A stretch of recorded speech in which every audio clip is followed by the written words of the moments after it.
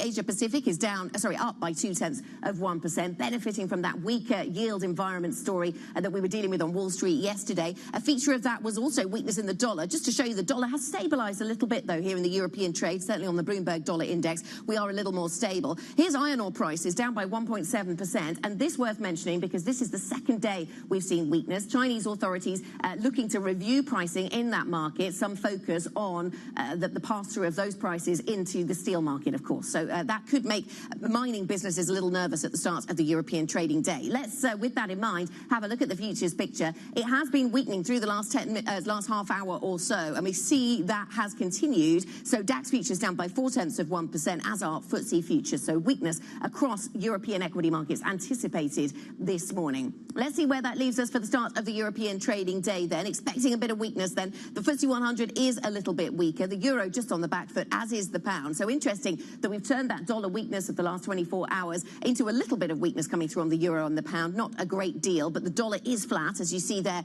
in that chart.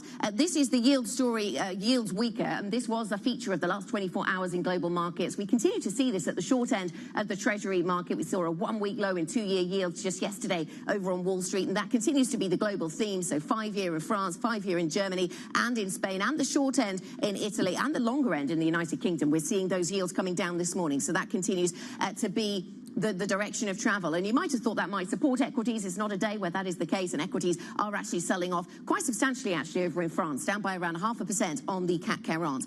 This is the picture over on commodities. It was looking fairly mixed earlier on, still looks fairly flat on a number of assets. Iron ore over in Singapore dropping off this particular GMM tally, but interesting to note what that does to mining stocks, the fact we've seen that weakness in the iron ore price. We'll get to that in a moment. Let's have a look now then at those sectors and see where we are across a host of sectors. Do we see weakness in the basic resources space as a result of the weakness we've seen in iron ore prices? Well, we see weakness everywhere, seems to be the first initial conclusion. There's basic resources down by 0.6%, which does seem to be a fairly sizable move. Consumer stocks, though, down by 1.3%. I wonder if there are UK names in there, given that we've had the BRC data, the prices in shops falling. More on that in a moment when we talk about the UK in a bit more detail. But really, all of these sectors in negative territory this morning. So selling across European stocks seems to be pretty broad-based, down by around 0.3%, despite the lower yield story. Let's get to Sophia Horta-Acosta from the Markets Today blog, who can take us through some of the themes that they're dealing with on the markets this morning. And Sophia, the conversation about global rates, the UK expression of that, clearly a topic of conversation often on the blog. What's the latest thinking? So it has been quite a repricing of where traders see interest rate cuts, at least for the UK. Well, we know that 3 rate cuts is no longer on the table.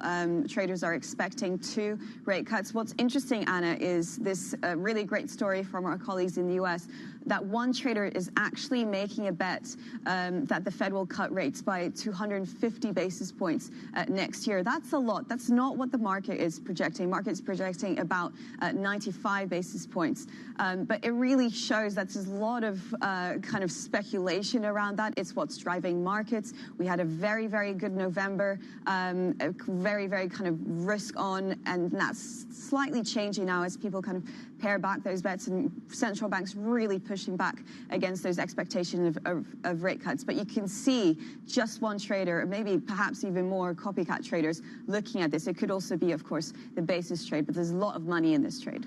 Okay, and then let's turn to some recent polling we've had around the UK story then, Sophia. And interesting to see how polling has shifted or not in the wake of the autumn statement. Of course, it's much documented that the Conservative Party in government, but very far behind in the polls. So what has this latest effort from the Tory government led to? So you would expect tax cuts to be a popular announcement, right? And what actually, perhaps surprisingly, this Delta poll survey shows is that just over half, so 52% of respondents saying actually the measures, which included cuts to personal tax, will make no real difference to their household's personal financial situation.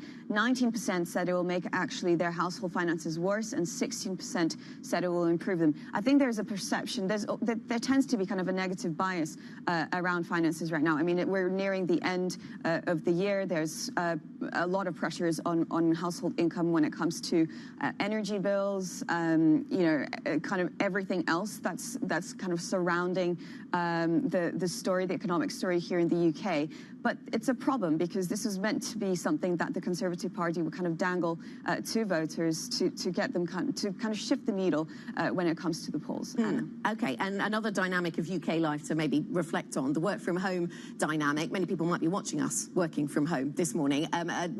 Some keep it for Mondays and Fridays, some do it 5 days a week. There's a whole host of options these days. What does UK flexibility around work from home look like versus other places? So I love this survey because Londoners love comparing themselves to Parisians, don't we? So it's a survey by Bloomberg Intelligence, actually shows that Londoners have a lot more flexibility in terms of working from home than workers in Paris.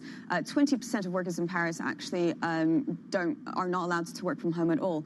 The flip side to that is there's a compensation angle for that. So in terms of compensation denied for work from home, Londoners tend to ask more than their Parisian counterparts. That also might be a dynamic there. But at the moment, if you're a worker here on this side of the channel, it seems to be that you have a lot more flexibility. Only 4% of survey respondents said that they weren't allowed to work from home if they're based in London, Anna. Sophia, thank you very much. Sophia Halter-Acosta with a host of themes being covered by the Markets Today blog. You can find that blog by going to the Bloomberg UK website. You can click through to it from there, or go to TLIV Go on the Bloomberg terminal. You'll also find the blog there. Let's check in on some of the individual stocks that are on the move this morning. Joe Easton has a briefing for us. Joe. So we've got EasyJet rising around 1% at the moment, was up around 1.5%. Now they are reinstating the dividend. The holidays business continues to be strong. Obviously some uncertainty around the Middle East, as discussed in your interview earlier. Winter bookings still not very strong, but positivity around that dividend helping that one today. Barclays, little change at the moment. That big report from the Financial Times around a reduction of assets over in the investment bank. Now, the issue there is whether the money is used to invest in things like wealth management, consumer cards, or returned in the form of dividends and capital returns to shareholders. So that one pretty much unchanged. Now, just staying in UK banks, we've had Lloyds upgraded over at Morgan Stanley. They downgraded it around 18 months ago and finally say that the sell-off in that one is overdone, so they think you should be buying those shares today. In terms of another aerospace-related stock, we've got Rolls-Royce. Now, this one did actually have a capital markets today, and they have lifted their free cash flow target, according to a statement they've released ahead of that meeting that's going on. So we're keeping an eye on Rolls. That's the best performing stock across the Stock 600 this year, having its best every year, up around 150% for that one. Then we'll flip over and have a look at a couple of other stocks. We've got a lot of different ones in terms of broker moves, but in terms of the pharmaceuticals, this is set to be a big decliner today. Arbitrage over in Belgium, they've got a blood clotting drug out and it has missed primary endpoints. Big news for them. It's a 25 billion euro market cap company, the biggest pharmaceutical stock you've never heard of. There it is, ticking down 15% at the moment, a big decline for that one, wiping billions off its market cap following that weak drug data. And we're seeing Grifols over in Spain rising as a result of this. They've got a rival blood clotting drug, and that one getting lift. Santander saying that is positive for them. In terms of computer games, the Call of Duty owner Ubisoft announced a convertible bond sale last night. So bonds that can be exchanged for shares, essentially offloading some shares themselves, down 7%, diluting the market cap of that one. And then over in the wonderful world of boxes and packaged goods, we had Packaging Corp of America rising in the US yesterday, boosting some of their prices, and we're seeing that feeding through into Smurfit Kappa, the box companies in focus today, Anna. Okay, thanks very much, Joe Easton from our equities team, with everything from packaging companies to aviation. And speaking of aviation, Joe mentioned EasyJet there. Let me just correct something that I said earlier on. The EasyJet full-year headline pre-tax profit coming in at £455 million against an estimate of 452, so that number is just slightly ahead of the market's estimate, not slightly below, as I previously was led to believe. Let me tell you what's coming up on the programme. We'll be speaking to Sir Dave Ramsden, the Bank of England Deputy Governor. Don't miss that conversation about global policy making, about policy making in the UK. That's up next. This is Bloomberg.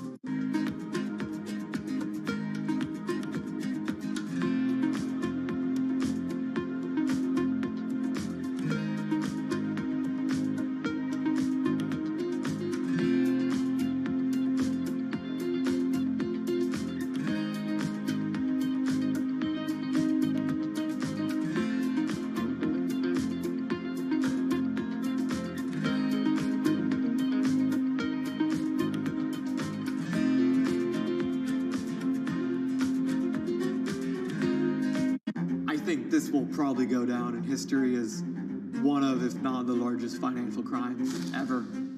I cannot imagine a scenario where $8 billion just disappears. Bankman-Fried has pled not guilty to multiple fraud charges. Sam was just too important in the crypto community. When someone says, I'm going to give $1 billion in the next 2 years, like that catches everybody's attention. As time went on, their ideas got like weirder and weirder. I don't think he even had almost a conception at some points that it was wrong or right. I think he just had the mentality that he has to win.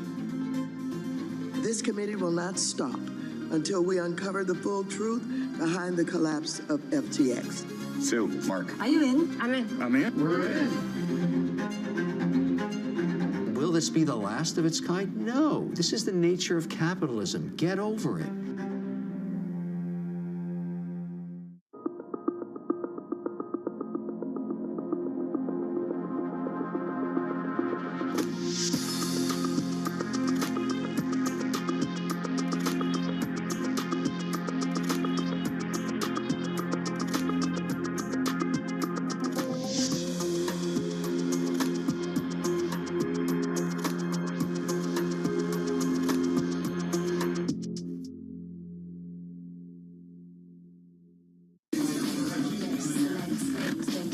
Through the noise. Forget the noise, ignore the noise. Is this just going to be noise? Just noise. It's noise versus signal. Now, more to the point.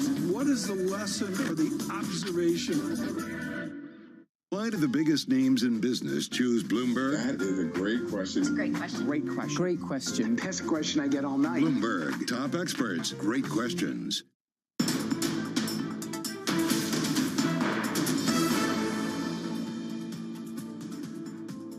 This is Markets Today. We are 12 minutes into our European trading day, and actually a little worse than anticipated by the futures markets. Are down around 0.4% on European stocks this hour. Let's go to the global central banking conversation, though, because central bankers have gathered in Hong Kong, and they've been warning that global monetary policy outlook remains uncertain. Despite growing expectations, interest rates have peaked. Policymakers have been speaking at a conference organised by the Hong Kong Monetary Authority and the Bank for International Settlements. I'm very pleased to say that we're joined now by one of those policymakers, Sir Dave Ramsden, Deputy Governor of the Bank of England. Dave, very nice to have you on the programme this morning. I'll focus in on the UK in our conversation, certainly initially, and I want to ask you about growth forecasts, because the Bank of England is forecasting no growth for the UK economy in 2024, but the OBR forecast, I think, is for 0.7% growth.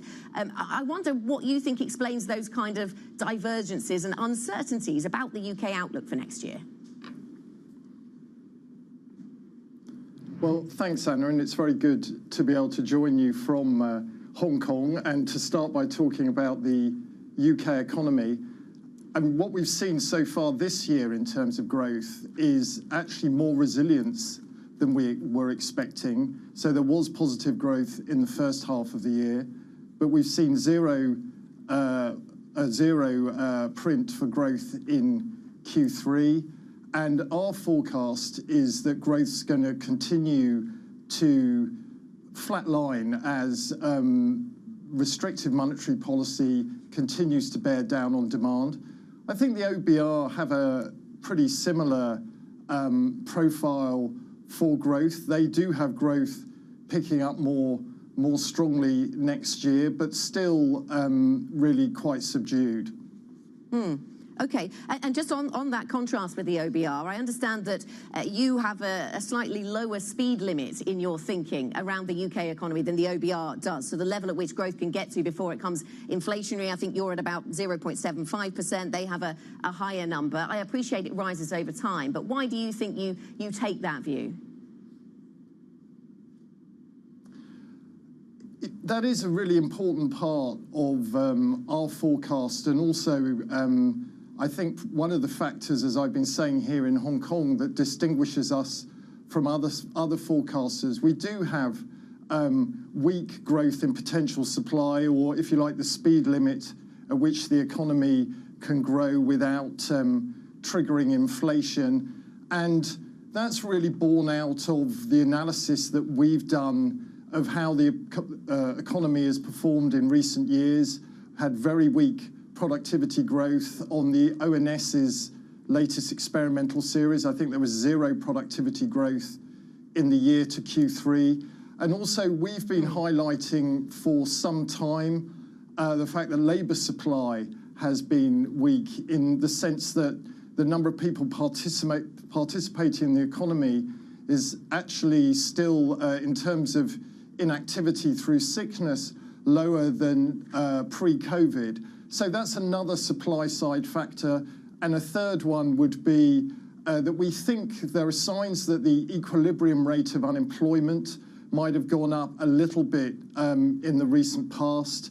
The matching between the jobs available, vacancies, and workers looking for jobs, we think may have deteriorated a bit. So all of those factors give us this weak potential supply outlook, this weaker speed limit. Those are judgments, and I think the OBR probably have taken a slightly more positive view on some of those judgments, and time will tell. Okay.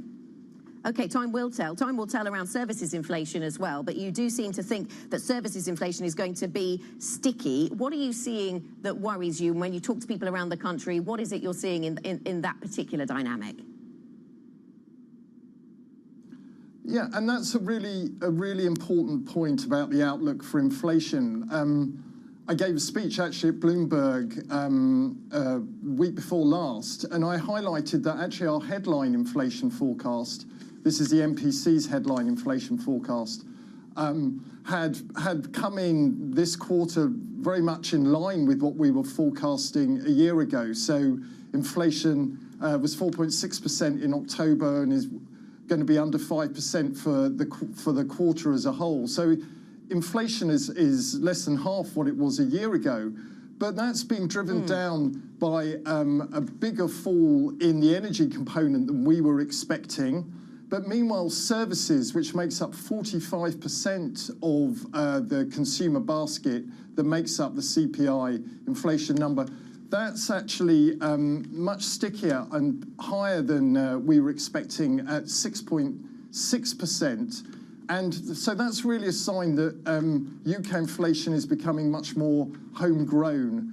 And we think that that inflation is going to be really challenging to squeeze out of the system. It's driven by wages, where wage growth remains above 7%. The service sector in the UK is very labour intensive. So, you know, these factors are what's leading to us think that inflation is going to stay stubbornly high through next year, which is why on our forecast, explains the services outlook. Monetary policy is going to have to, Yeah. So can I go on and ask you about other dynamics around inflation then? We recently heard from the government, of course, and £10 billion worth of tax cuts. Is that going to add to inflationary pressure, Dave? Is that how you view those tax cuts? Well, when we put our last set of forecasts together, which I've been talking about back in early November, we didn't know what was in the autumn statement. So we'll have a first chance to look at what's in the autumn statement in terms of what it means for the outlook.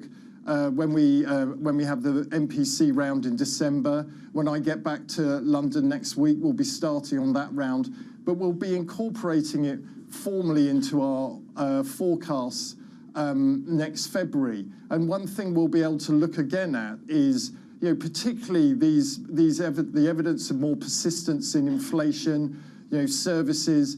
As you were saying earlier, we'll be able to also talk to businesses around the country, see what they're seeing in terms of the persistence in inflationary pressures. And it is in services inflation that we see the most risk of persistence, the most risk of stickiness.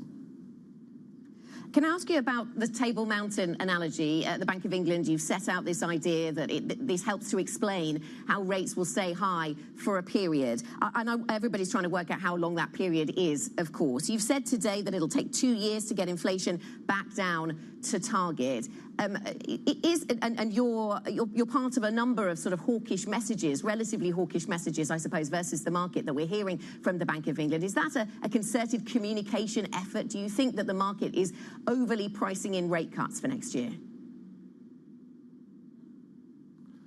I can't speak for whether it's a concerted communication effort. Certainly from the perspective of the Monetary Policy Committee, we do want to emphasise that based on where we see the economy going as of now, based on our current forecasts, we think that monetary policy is going to have to stay restrictive for an extended period. We've had bank rate now at 5.25% since our August meeting. We'll be able to return to the decision in December. But certainly, given the risks that we see in terms of the persistence of UK inflation, as you were saying, on our forecasts, it takes a year for inflation to come down from 4.6% to 3% at the end of next year. And then it takes another year on our most likely or modal forecast for inflation to get down to 2%. But we see upside risks. And so even at the end of 2025, our mean or average forecast is actually just above our 2% target. But I guess I would stress that this is based on the forecasts that we presented. And as we always want to stress, we're not making any kind of commitment to where interest rates will be. We're saying that conditional on the outlook for the economy, we think that monetary policy is going to have to stay restrictive. Interest rates are going to have to stay high for an extended period. Okay. But that's a data-dependent point, and we'll be able to review our forecasts against developments. Thanks so much for joining us. So Dave Ramsden, the Deputy Governor of the Bank of England, thank you for your time, joining us there from Hong Kong. Coming up on the programme, retail and property empire Signet could be on the brink of a wave of insolvencies. We will get you the details next. This is Bloomberg.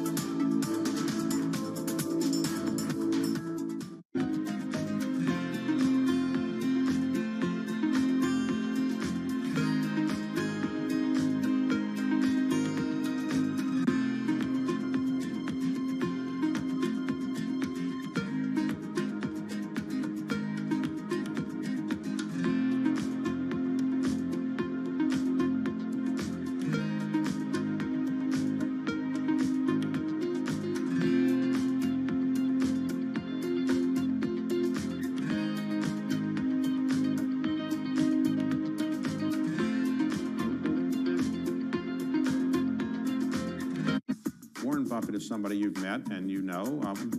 what does he tell you about investing? He tells you to just do what he does, or what does he tell you? Pretty much. I mean, one of the things, we have this great connection about the love for baseball. And the reason why Warren and I got to know each other is he insured my contract, the 252. I reached out to him and I said, Warren, now that we're business partners, maybe I can come see you in Omaha. I thought I would never get an email back. And Debbie, who's been with him for over 40 years, wrote back and said, how's October? I said, I'll be there because we're not going to the playoffs. And that led a series of 5 or 6 years where I go back to Omaha.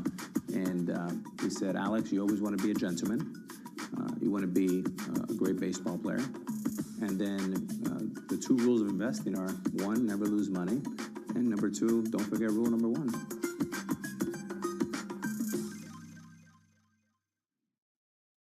Bloomberg has enhanced search on the terminal to deliver what you need when you need it. Now, you can simply type phrases in everyday English in the command line. Compare financials. Find people. Analyze markets. You can enter phrases or ask questions. What do you want to know today? Ask a question or visit SearchGo to find answers now. From New York City, from London, in Sydney, from Washington, in Tokyo, 9 a.m. in Beijing and Shanghai. Good morning, everyone. Have a great evening. Here's what I'm watching. You do not want to miss this story. Is there the kind of upside?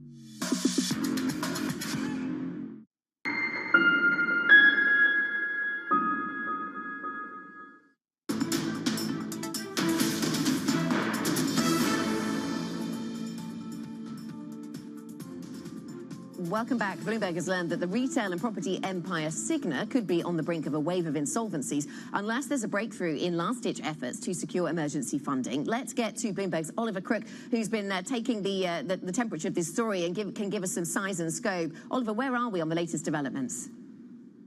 That's right, Anna. And on the size and scope here, this is Cigna, which obviously holds a lot of different properties and retail across the world. So we're talking about sort of malls in Austria. We're talking about the biggest department store chain here in Germany. We're talking about Selfridges over in London. And if I may permit myself a bit of editorializing, perhaps the most beautiful building in New York City, the Chrysler Building. And it's now on the verge of potentially a slew of insolvencies. 600 million euros is what is required. They are now at the sort of final moments of these last-ditch efforts with a number of different possible investors. Who could it come from? It could come from Mubadala out of the Emirates. We understand they've been talking to them. The Saudi Public Investment Fund, but also Elliott Investment Management, the hedge fund activist fund out of the United States. If they fail to do so, this is really crunch time here. We're talking about potential dozens of insolvencies over the next couple of weeks. So it's really very pressing. Yeah, I mean, what are the wider repercussions here then, Ollie? I mean, there is a risk here that we're talking about Europe's largest property meltdown since the financial crisis. Yeah, and also not to mention the fact that this is just kind of what we've been talking about since the beginning of the pandemic in terms of the kind of issues with commercial real estate and really in interest rates. It's really hitting the road here. It's a really complex structure, and as we've been talking about, it has global reach. But one place where there is unambiguously a problem, that is for one of the favorite topics this year, Swiss banking. Julius Baer, of its private loan book, 40% of it, we understand, is to Cigna. That means about 600 million euros. Julius Baer has not openly said this. This is from our reporting, but we understand that they say that they're trying to secure the collateral and that they've taken measures to protect their interests. However, you look at the stock, investors are still very concerned. Julius Baer down to this lowest level in over a year now. Oliver, thanks very much for the update. Oliver Crook. With more ahead, we'll be back. We'll get an update on the markets shortly. This is Bloomberg.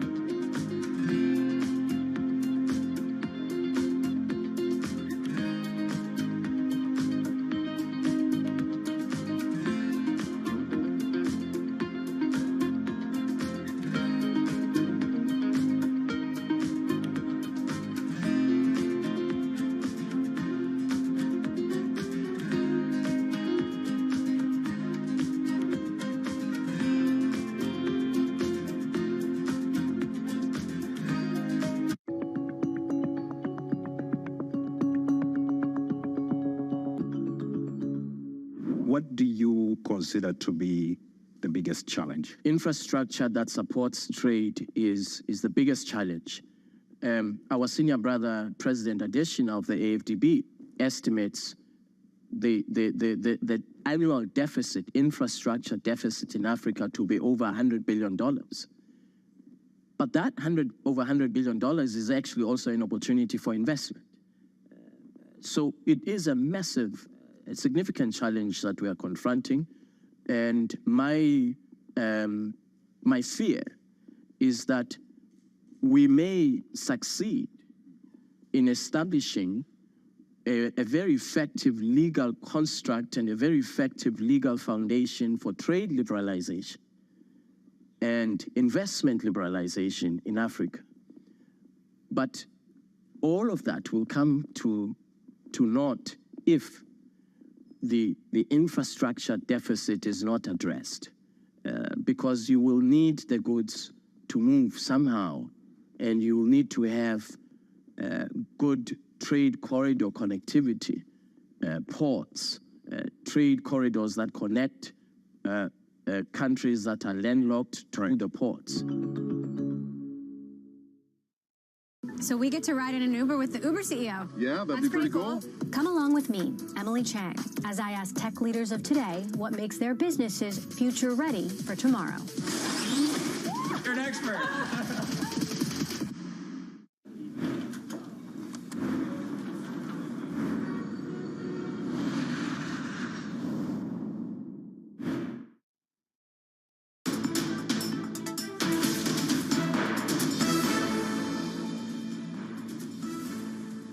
This is Markets Today, 30 minutes into your European trading day. Let's get to your top stories. The Bank of England Deputy Governor tells us rates will need to stay restrictive for longer and sees upside risks to inflation. Meanwhile, the dollar is pairing earlier losses as US Treasury yields rise. The budget carrier EasyJet says it's on track to deliver growth of about 9% for this financial year. Lots to deal with when it comes to breaking news then, from the aviation sector to the banking story here in Europe. Let's get to a check on the markets, though, for you. And we have a little bit of weakness across European stocks this morning. We have the Stock 600 down by 0.5%, the FTSE 100 down by 0.4%, as is the CAC 40. The Xetra DAX actually outperforming a little, down by 0.2% in today's session. Let's have a look at the sectors. Yesterday, we saw some outperformance from the real estate sector. That is not the case today. That's sort of in the mix as one of the falling sectors in today's session. The worst performing sector today is consumer products and services. Some of the luxury names not doing too well, but we're down by 1.5% on that sector. Healthcare also under pressure, along with some other defensive sectors. To the upside, only two sectors in positive territory. That is the banking sector and insurers. Lloyd's, on the back of an upgrade, is one of the companies that is moving. One of the companies that's moving higher within that sector today. So most sectors in negative territory. European stocks retreat a little. That has not been the story of November, though. Let's talk to Helen Jewell, Chief Investment Officer at BlackRock Fundamental Equities EMEA, who joins us this morning here on set. Helen, nice to speak to you this morning. So let's start with that trend we've seen in November then. November's been pretty positive for risk assets in general, certainly for stocks. Is this a sort of festive cheer come early? Do we continue with this? I mean, I hope so, Anna. It's great to be here. But I think what really it is some kind of certainty coming back into the market. October was very difficult, and there was a lot of uncertainties. We went through that earnings season. A lot of companies, firstly, companies saying, we don't really know what 2024 looks like. That puts pressure on markets. And secondly, as well, to an extent, that there was just a lot of big moves based on companies that had always delivered on earnings, and then they weren't delivering for a quarter, and they moved quite considerably. And again, that put the market under a lot of pressure. Now, what we've seen this month is a little bit more stability coming back into the market, a little bit of stability coming back, therefore, into earnings and outlooks for 24. And I think that's lifted the market a little bit through November, and hopefully that will continue next month as well. Yeah, it's in the early part of the earnings story, though. We were talking to lots of guests who were saying, actually, these outlooks, they're disappointing a little, and the market is very sensitive to them. There seems a disconnect between that narrative from the earnings story and then what we've seen in November. I mean, I feel it was less that it was disappointing, more that it was uncertain. There was a lot of companies going out there and saying, we just don't know. We don't know what this looks like. We're having more of those capital market days coming through. There's a lot going on today. And as they come through, companies are able to say with a bit more confidence what they think 24 looks like. Even some of the news we've seen this morning, some of the narrative around inflation and interest rates, it just gives a little bit more certainty. What you've seen is a real sensitivity to yield on economic surprises, and that flows through, of course, into the equities market. And that kind of flow through is tempering a little bit. Again, less about disappointing, more about certainty, even if that certainty is about maybe earnings notching down a little bit. The earnings growth still looks pretty good next year. I would be surprised if it notches down, but as long as we know what we're playing with, we can see where the opportunities are for next year. So there's earnings guidance playing in here, Helen, but there's also expectations around the Fed, and you mentioned what we've seen in yields, and those are all connected, of course. Yeah, of course. So what are you expecting to see from the Fed and other global central banks in terms of just how long this plateau in rates lasts for before we start to see cuts? Yeah, I mean, I think we are going to see a little bit of this. And we heard it this morning from the Bank of England governor, a little bit this kind of higher for a little bit longer. They want to keep inflation under control. That is incredibly important to them. Now, what we don't think we're going to see, though, is rate hikes. And I think that is very important. So the question is less about, is it going to be the level it is for a little bit longer versus a 25 bips cut? Now, when it comes to earnings and when it comes to the equities market, that 25 bips doesn't really matter a huge amount for earnings numbers. Yeah, of course, it plays through on the multiple a smidge, but what really matters is those companies who are able to navigate through that. And we've got huge amounts of capital coming in, particularly in, for example, the industrial sector. So we see some real opportunities there, as well as continued opportunity in European banks, who still continue to benefit from those higher rates. Yeah, let me ask you about that. That's one of the sectors that's doing okay this morning, the banking sector. So benefiting from higher rates, even though the rest of the market has pivoted to starting thinking about flat rates and then rate cuts. So how long does that outperformance in European banks last? Well, I think it can last a little bit longer, but I think what's also important is not to look at the sector holistically. There's a real separation between some of the areas of European banking. So, for example, the Irish banks are doing very well, some of the Nordics, and some of the other areas where there's just a little bit more competition for your deposit. Now, people want it to come in. Now, they are the sectors or the geographies that are going to do a little bit worse, we think. So European banks holistically, yeah, we're still very much positive on that, but do be selective within that. I think a year ago when we were chatting, you could lump everything in together a little bit more, but now you must be a little bit more nuanced. Now a bit more nuanced, okay. And what about the recession story, either globally or here in Europe? I don't think you see a deep recession in Europe, but we're heading into another winter, things getting colder, storage and energy supplies look plentiful right now, but what are you expecting to see then? Why do you not think we'll see a deep recession in Europe? I think it's just been managed very, very well, and I think what we didn't really anticipate is really the resilience of these earnings, the resilience of earnings because of the resilience of the consumer, the resilience of earnings because of the corporate balance sheet strength, which was as a result of that long period we had of quantitative easing and, of course, COVID on top of that. So the resilience of the consumer, the resilience of corporates. We've got OPEC meetings coming up, but we don't think that they will want to go beyond that range bound of about 70 to 90, maybe towards the top end, but I don't think much beyond that. Thinking about mega trends and mega forces, I know that you spend time doing that.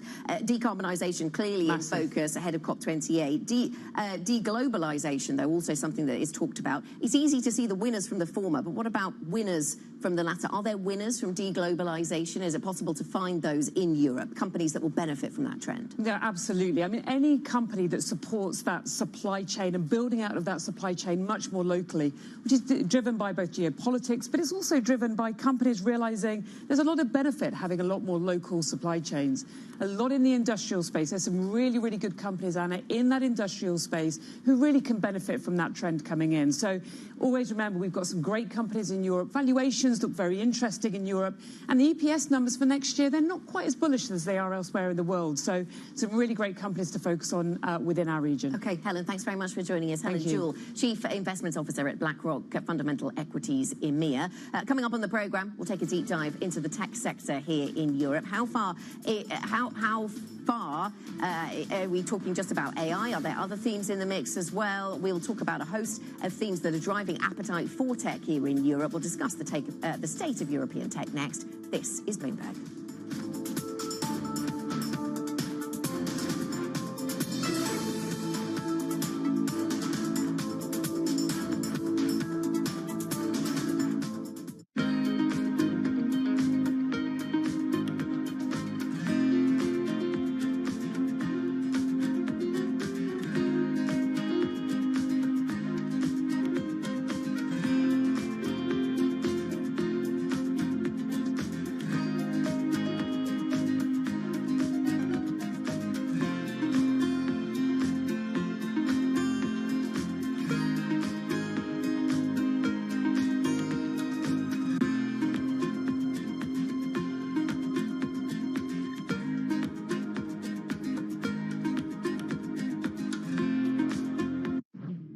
We had a long-standing presence here in Houston for the past, I would say, 20-some years, since the Compact merger. We bought a piece of land, we started building this building. And in doing so, we had to also recalibrate how we were building it because the pandemic hit us. And we thought about recreating a work environment that is very, very different, that is catered for this new structural way of working, which we call edge to office, where people don't always come to the office to work, can work remotely from their homes, their edges, but have to come back to the office for specific reasons, such as team meetings, customer meetings, and in general, collaboration. With regards to the hybrid work model, do you see that as something that will persist longer term when the pandemic is long gone? Yes, no question, this will persist.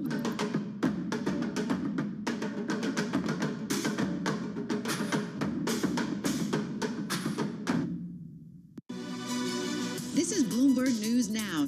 News when you want it at the touch of a button. Another volatile day on Wall Street. We're seeing big moves. All eyes on Capitol Hill as Democrats and Republicans prepare. Today's job numbers casting doubt on the Fed's next move. Inflation remains front and center. And that's news when you want it with Bloomberg News Now. Get it 24/7 on the Bloomberg Business app, Bloomberg.com, and anywhere you get your podcasts. Bloomberg News Now. Context changes everything.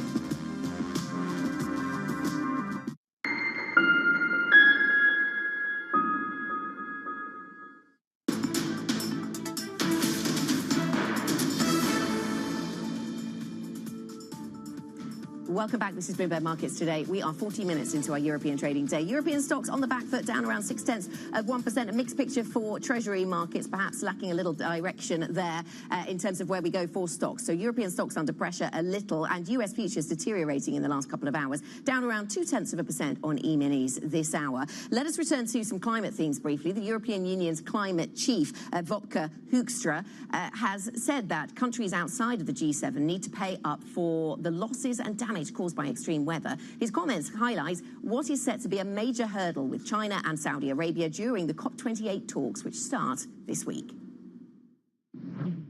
You know, there are two things that are very important here. One is making sure that the world shows that there is a commitment, not only in words, but also in deeds. And the reality is that the whole climate action transition needs to have much more funding, private and public. That is one.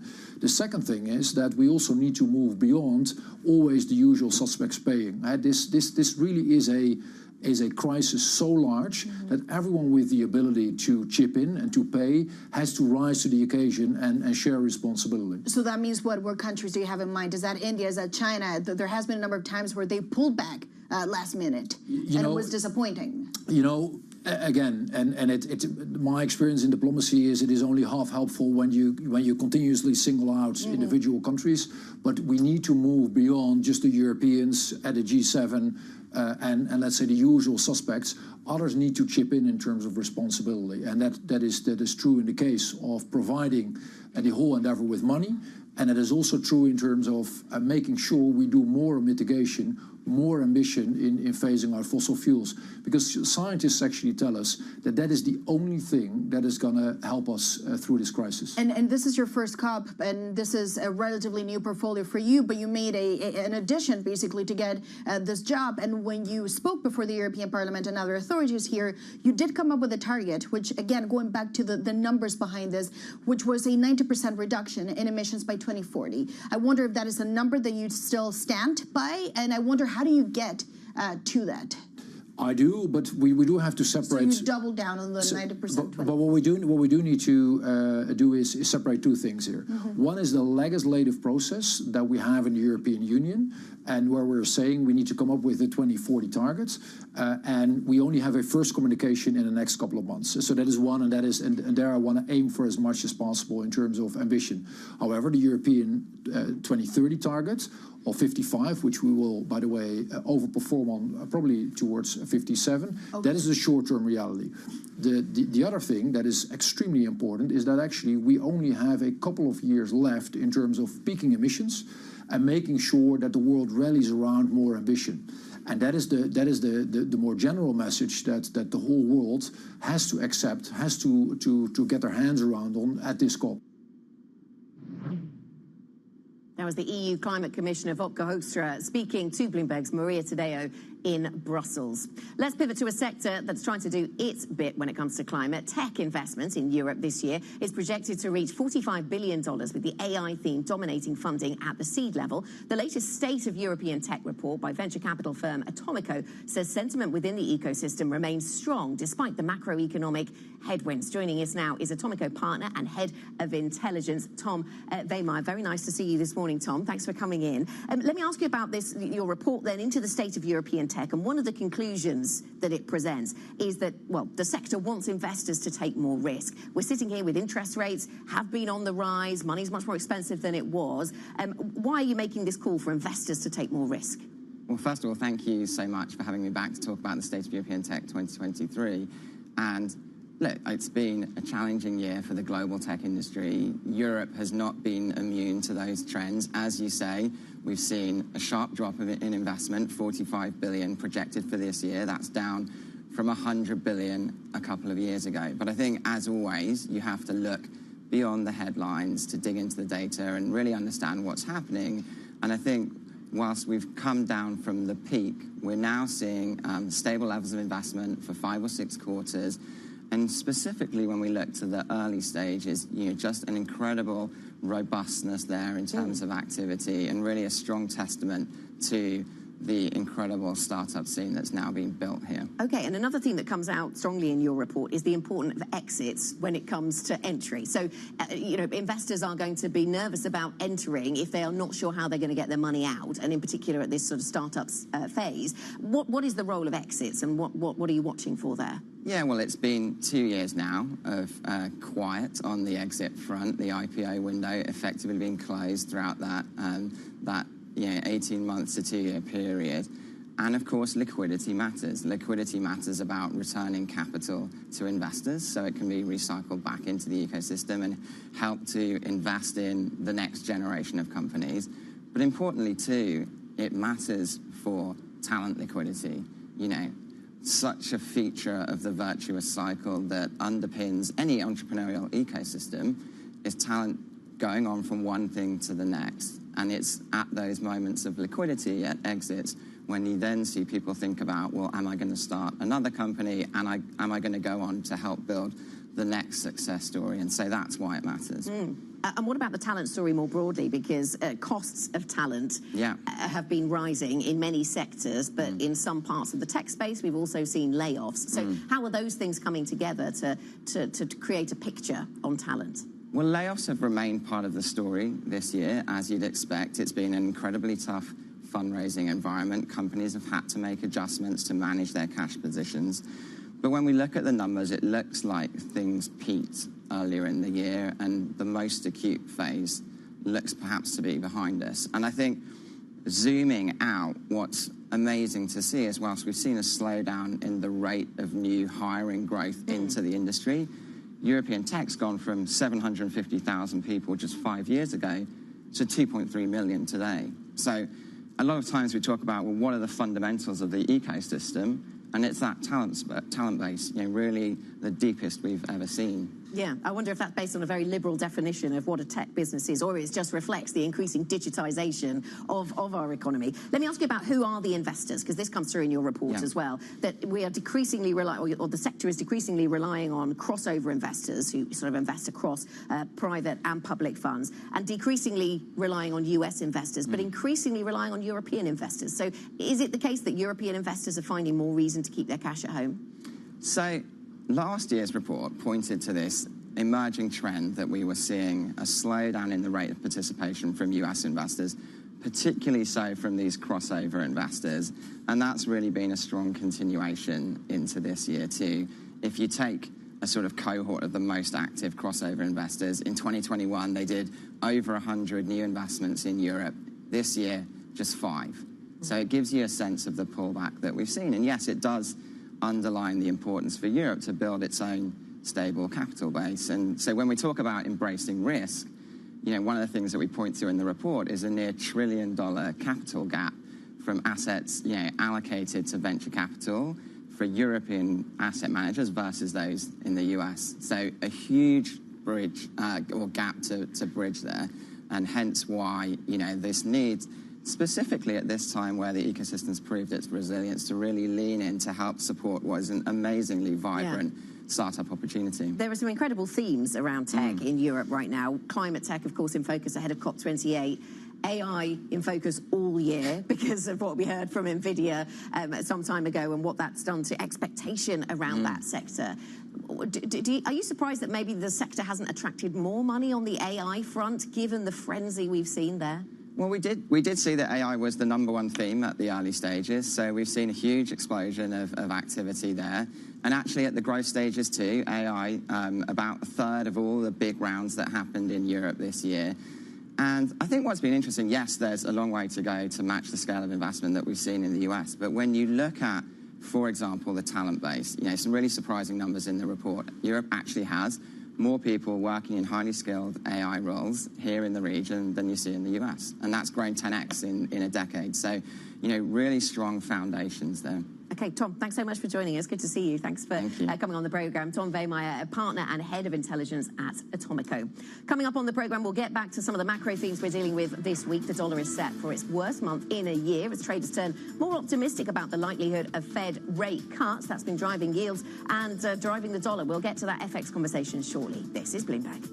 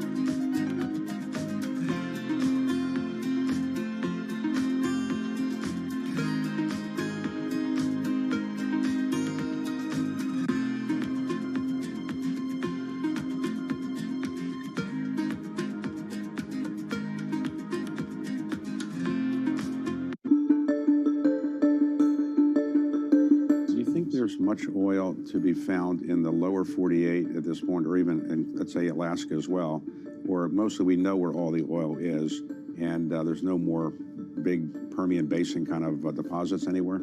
People have said that over time, and then we've always been surprised. And so the U.S. has been explored more than any other place in the world. I think the industry has a good idea, but technology allows you sometimes to recover things that you haven't been able to before. That's the story of shale. The other one that continues to be a positive story is deepwater Gulf of Mexico, where we'll go out and drill in a mile or more of water depth and then go down several more miles and find large fields. And the Gulf of Mexico is still relatively underexplored compared to the onshore. So I think there's still room for more discoveries.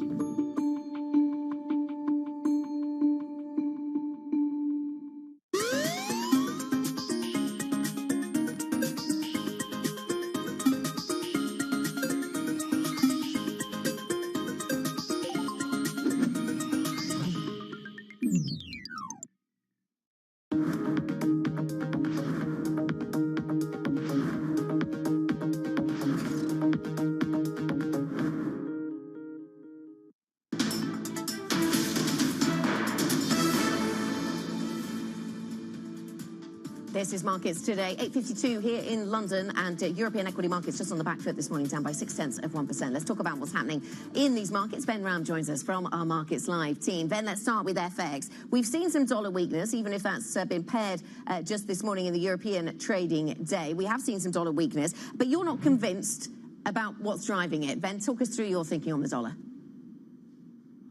Morning, Anna. I think that, the key to getting the fortunes right on the dollar is predicated on getting the timing right. And what do I mean about the timing? The timing depends on when a U.S. recession is imminent and when rates start killing over. We need to see a definitive trend in real rates in the U.S. going southward. We are not yet seeing that. If you see what has happened to nominal and real rates in the U.S. since the U.S. CPI data for October, Treasuries haven't really been able to consolidate their gains. And that suggests that, this leg of weakness that we are seeing in the dollar is very much tactical driven. It's not a secular outlook for the dollar. The dollar's demise will come, but now is not the time. Okay, so you think this is tactical rather than anything more fundamental than that. Can I ask you about the ECB and the outlook there then, Ven? Because we heard from Christine Lagarde yesterday saying the ECB may look at the pandemic bond reinvestment program. This is the PEP program, and just how much of it is reinvested when it rolls off. Talk us through the ECB story there.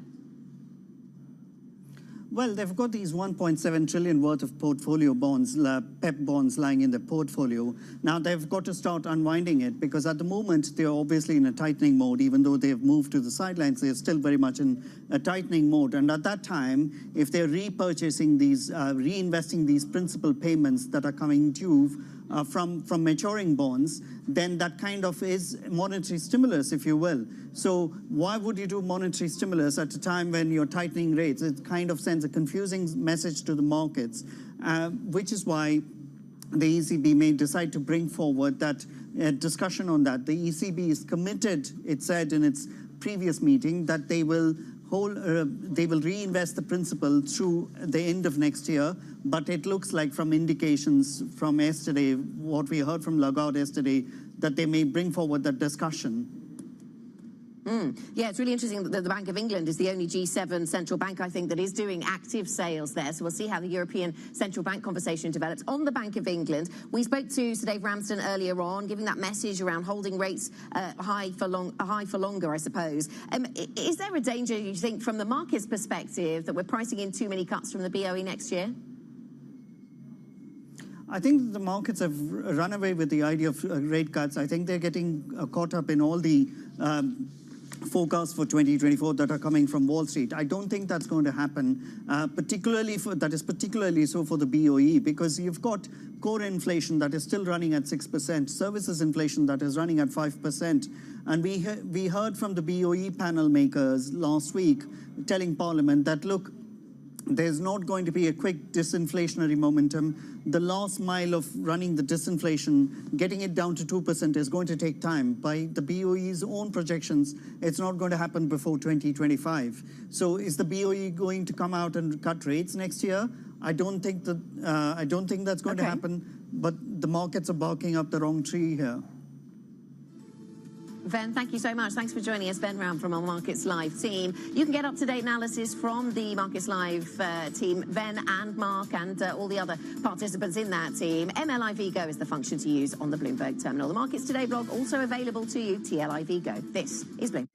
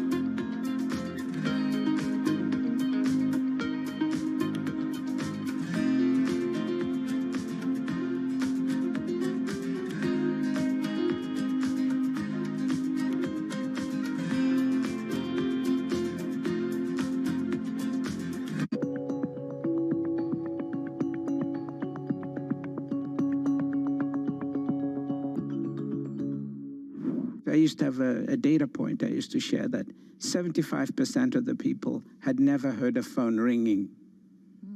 Just think about it. I didn't say had never used a phone. They'd never heard it ringing.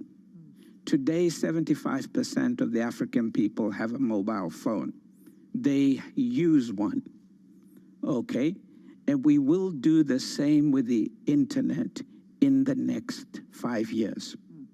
You know, we will do it as an industry, as entrepreneurs. All we need is the space, and we need investment support, because we are the best investment cases for this in the world.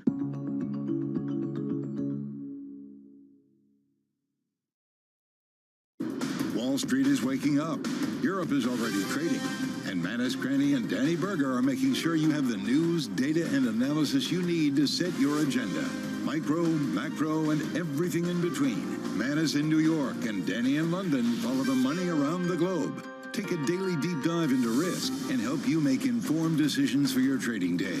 Watch Bloomberg Brief, weekdays at 5 a.m. Eastern, only on Bloomberg. Context changes everything. DOJ or other authorities could face bigger challenges next. Fed was going to keep rating World Cup. This is a 3 as the economic picture covering the intersections of Hollywood, Silicon Valley.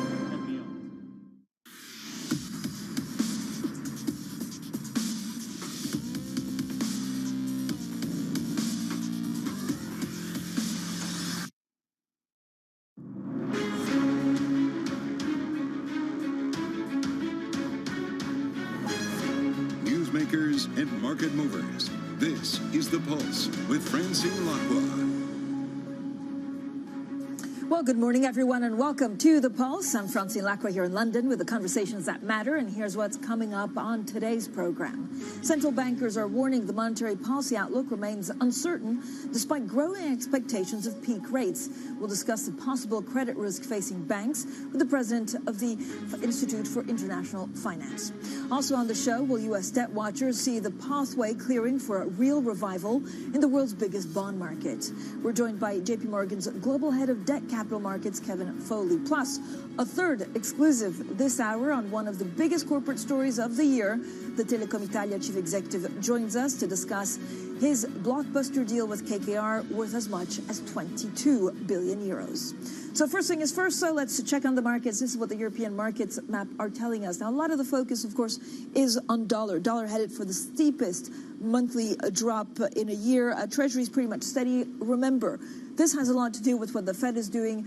And there's a bet out there on the market, very clear, that actually the Fed is almost done with interest rate hiking cycles. There was a bit of a pushback from Dave Ramsman of the BOE, but there is a feeling also in Europe that they're now done. Whether we see rate cuts or not, speaking to a lot of central bankers on and off the record, they really want to push back against that narrative simply because it's not useful. It makes their transmission mechanism that much harder, and it doesn't keep a lot of the meetings kind of what they call alive. Now, this is probably the most interesting chart of the day, if not of the month. The rate cut bets have definitely surged in terms of what the Fed could do in terms of actually cutting rates. So we're seeing a September 2024 call, seeing a large open interest rates at 97 and 98. Basically just shows that there are more and more people in the markets now expecting a rate cut when it comes to the second half of next year. Again, dollar falling for a fourth day as it's facing its worse monthly decline in a year. The greenback strength is losing steam again as traders turn more optimistic about the likelihood of Fed rate cuts. Now, for more on all of this and the wider markets, Hannah Smith, Vice President for ETFs of State Street, now joins us. Hannah, as always, so good to have you on the program. People believe there's cuts, that there's a lot of cuts coming, and actually there's not going to be any interest rate hikes. Do you agree? I think if you look at the market, it seems that it's actually got carried away with this narrative. If we look at the performance, the topics being at 33-year highs and the S&P nearly at its highest peak in some time, I think that looking at the data that's supportive of this, for example, the payrolls, which really drove the market performance, it doesn't feel that that is enough to warrant what we've seen in the market so far. So I think if you look at investors and where they've been allocating, they're not entirely convinced with this narrative. But have we seen this in the past? It feels like every 3-4 months there's a conviction in the markets, and then central banks kind of had to walk it down and say, look, we don't know exactly what kind of economy we'll be left with. So what are the signs that you're looking for to price in rate cuts? Yeah, definitely. I think, as you mentioned, we have seen this before, and the market does get carried away with itself sometimes. And I think that we need to see more consistent data. The payrolls was a modest downside surprise after a number of quite modest upside surprises. So I think we need to see consistently lower inflation numbers. We need to see some of the data that's going to be coming out this week, the US, Europe. We need to see positive trends in terms of inflation and where that's going. I know yesterday as well with some of the new home sales, they're a little bit disappointing. So I think we're seeing mixed data at the moment, and we need to see more of a consistent pattern to be confident that we're going to be getting cuts as the market expects next year. So Hannah, do you think, again, at the market, it's interesting to look at market psychology. Is it because they think that basically the hiking that we've had so far is starting to hurt the economy, and so the economy takes a downturn, or are they just going on the data that they're seeing so far? I think it's a little bit of both. I think that the market, bad news is good news at the moment. So whenever there's sign of inflation coming down and also some weakening in the economies, that's when the market seems to be rallying. And what we saw is some of the weaker data came out of the US with the non-farm payrolls, and it was actually the US stock market that benefited the most from that. So it's very mixed at the moment, and I think what the market really is looking for is some sign that we have now that the Fed has done enough, that the central banks have done enough, and that's what it's holding on for. So Hannah, what does it mean for what kind of flows you're seeing for ETFs and what people should buy? Yes, definitely. So I think what we've seen and what I alluded to earlier is that a lot of the flows into equities have actually been in defensive sectors. So whilst there is this risk on tone, or what it appears to be in the market, if you look under the hood, what you're seeing is a lot of the flows have been into those more defensive sectors like consumer staples, healthcare, and so on and so forth. We also seen flows into technology. Technology's had a very good run. When we saw the Q3 earnings, 81% of companies outperformed versus expectations. So that's warranted. But I think for some of the more cyclical sectors, energy, industrials, we're not necessarily seeing flows there. And I think investors should be cautious because as I mentioned, we still haven't seen this consistent data, which gives us conviction in going back into the more cyclical assets. Hannah, how much of a difference is there with, I guess, the landscape picture that we're seeing in Europe or the UK compared to the US?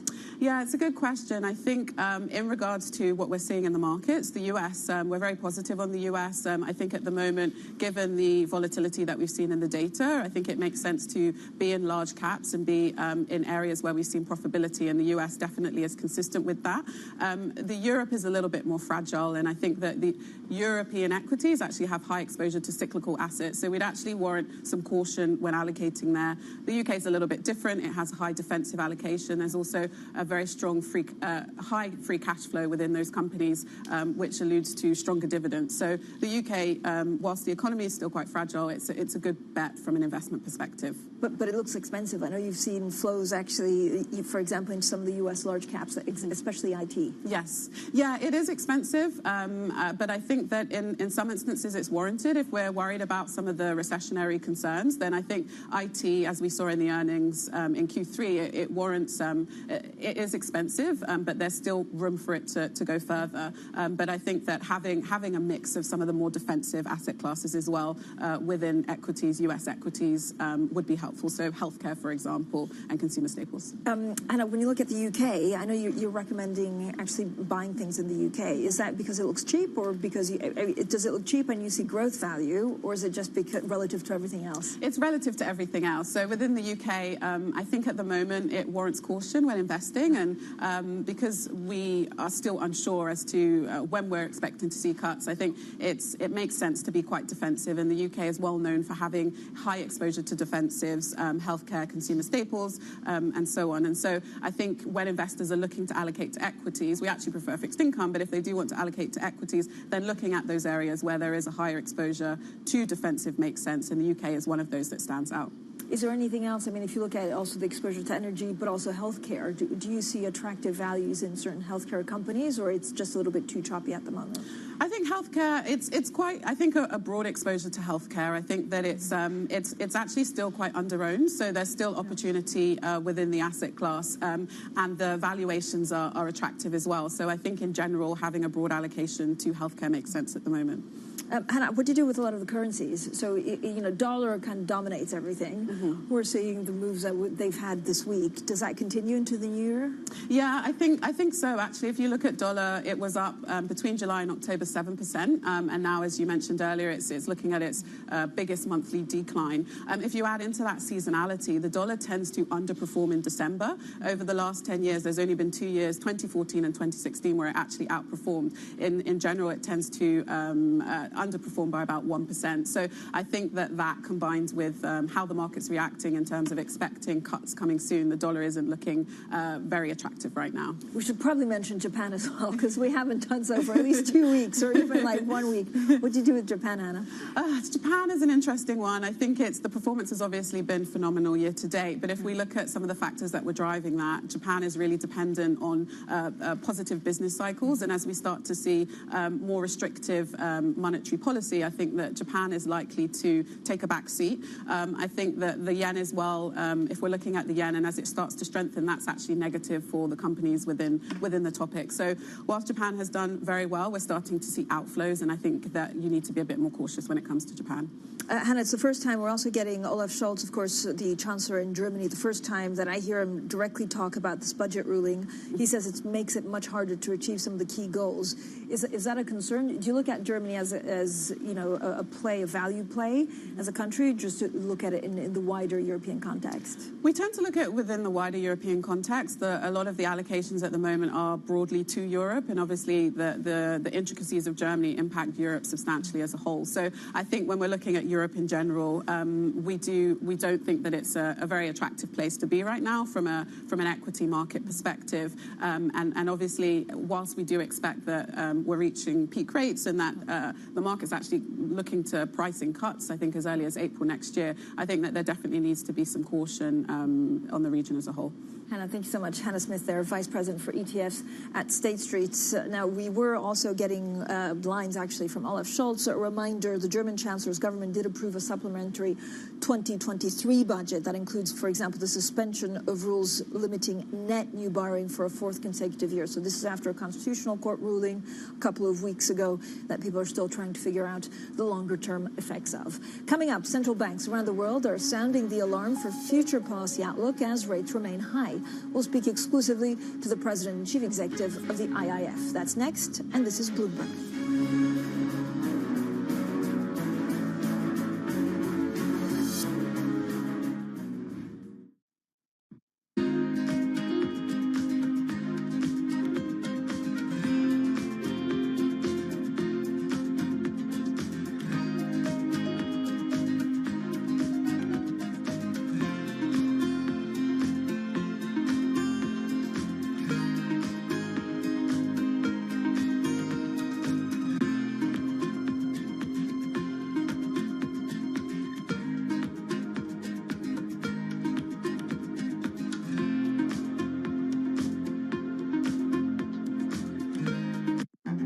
This will probably go down in history as one of, if not the largest financial crimes ever.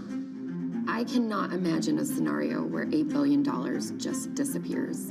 Bankman-Fried has pled not guilty to multiple fraud charges. Sam was just too important in the crypto community. When someone says, I'm going to give $1 billion in the next 2 years, like that catches everybody's attention. As time went on, their ideas got like weirder and weirder. I don't think he even had almost a conception at some points that it was wrong or right. I think he just had the mentality that he has to win. This committee will not stop until we uncover the full truth behind the collapse of FTX. Sue, Mark. Are you in? I'm in. I'm in. We're in. Will this be the last of its kind? No. This is the nature of capitalism. Get over it.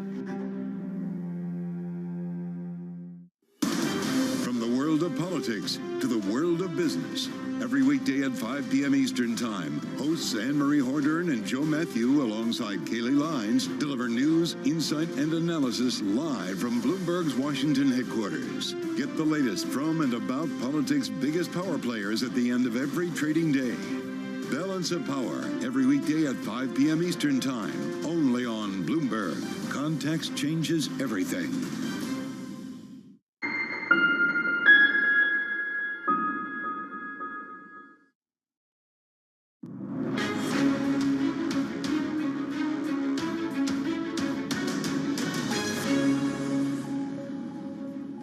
Well, the conversations that matter, the insights you need. This is The Pulse, and I'm Francine Lacqua here in London. Now, central bankers from the UK, Australia, and Thailand have warned that monetary policy outlook remains uncertain despite growing global expectations that rates are at or near their peak. Now, speaking at a monetary conference in Hong Kong, the governor of the Bank of Spain says there are, quote, sending the message that the banking sector should remain very prudent. Well, my next guest says banks are well prepared for a bumpy ride. Here with me, the Institute of International Finance President and Chief Executive Officer, Tim Adams. Thank you for joining us, Tim. As always, give us a sense of where banks are right now. So there's, we'll get onto some of the higher capital requirements. We'll talk about Basel III and some of the unknowns. But overall, what are you expecting central banks to do? Well, first off, Francine, thanks for having me back. It's always great to see you. It's great to be here. Look, we expect rates probably have capped out, but they're going to stay high for a long time. This expectation that rates are going to turn and we're going to have rate cuts in the near term, I think is kind of fanciful thinking. We're all buried in and ready for long-term long rates for quite a while. So one of the most interesting things, that you and your team are working on is, of course, you've previously described some of these mooted higher capital requirements on U.S. lenders as puzzling, as counterproductive. I mean, banks seem to be at loggerhead with the Fed. How do you think it gets resolved? Yeah, well, we've had a lot of capital. We've added trillions since the great financial crisis, trillions in liquidity. We've reduced the leverage. We need to focus on profitability. We need to focus on supporting economic growth. The world needs economic growth. The advanced economies need economic growth. We need to focus on how to get more growth. How do you see this playing out? Do you see actually a lot of the banks retrenching? Are they lending less? They will, and most certainly with these kind of capital requirements. And we're already seeing a lot of debanking. We see risk moving off our balance sheet into private equity, private capital. So the world of finance is changing. New intermediaries are rising, and that poses new risks for regulators. So because regulators aren't quite understanding what they need to do to get a better outcome, or what do you think the root of the problem is? Well, new players that just don't fall in the ordinary regulatory infrastructure. Shadow banking. Of course. So we hear it from a lot of regulators. They're looking at non-bank financial intermediaries, but they don't really have the institutional framework to look at them in depth. I think that will change over time, but not immediately. But so what do you think? Do you worry about crypto exchanges, or is that even in a separate category? Well, difficult not to at this point. So, there have been problems, and that's obviously been an issue that's been pointed out for some time. I think crypto's probably peaked in terms of currencies, but I do think stable coins, if properly constructed, are going to be around for a while. Tim, do you have any insight into how much less lending they're doing because of these capital requirements? And again, how much of, I guess, a dent this would have on profitability? Yeah, I don't have a figure on how much. We do know there's a lot of debanking going on, and a lot of this regulation, especially in the U.S., is prescriptive. But I do think we'll see banks' balance sheets shrink because of it, and lending moving to other places. We need lending for growth, and we need growth going forward. When you talk about Basel III, and please, viewers, stick with us, because this is really extremely important. We talk about Basel III, we talk about insolvency. Is there anyone that you speak to that has a blueprint that would, I guess, keep the banks fair and safe, but do it more cleverly? Well, some of the issue for Basel III is operational risk, and how do we think about cyber resiliency, which is a huge issue? How do we think about technology spend and AI, which is, in every board meeting and among our member firms? So it's really dissecting where are the risks and how do we appropriately put capital in response to that risk.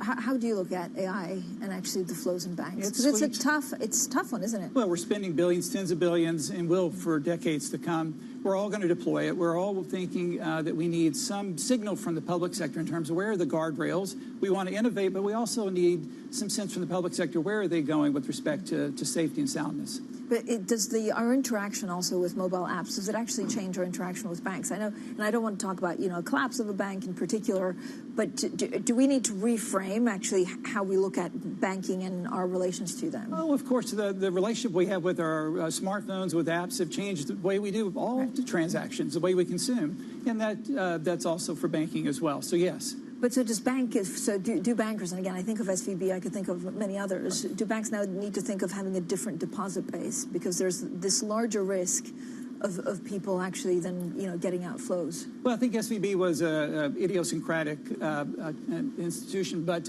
I do think policymakers are looking at how is technology and social media changing the way that we think about risks to a financial institution. Tim, outside Basel III, what are the areas of finance you worry about? Oh, well, where we're looking at sustainability and our role in terms of COP is starting. So our role in intermediating the trillions that are needed for transition around the world. Debt levels around the world have increased 60 trillion in 5 years. Huge levels of debt in terms of just nominal and in terms of size of GDP. So lots of things to worry about out there. How much do your members actually think about M&A and whether, it will happen cross-border in Europe and elsewhere, and whether they can be part of the acquiree or the acquirer? Yeah, we need consolidation. We need consolidation in the U.S. We need consolidation in Europe. We need cross-border. I don't think it's going to happen anytime soon. Policymakers need to signal that not only will they allow it to happen, they want it to happen. Until that occurs, I think we are stuck with the infrastructure we have. Tim, as always, thank you so much for joining us. That was Tim Adams, President and Chief Executive Officer of the Institute for International Finance. I also have to say, you put on a great show. Let me tell you, every time you have some of these summits around the world, it's always interesting and well put together. Up next, the truce between Israel and Hamas is extended. We'll have the details just ahead. This is Bloomberg.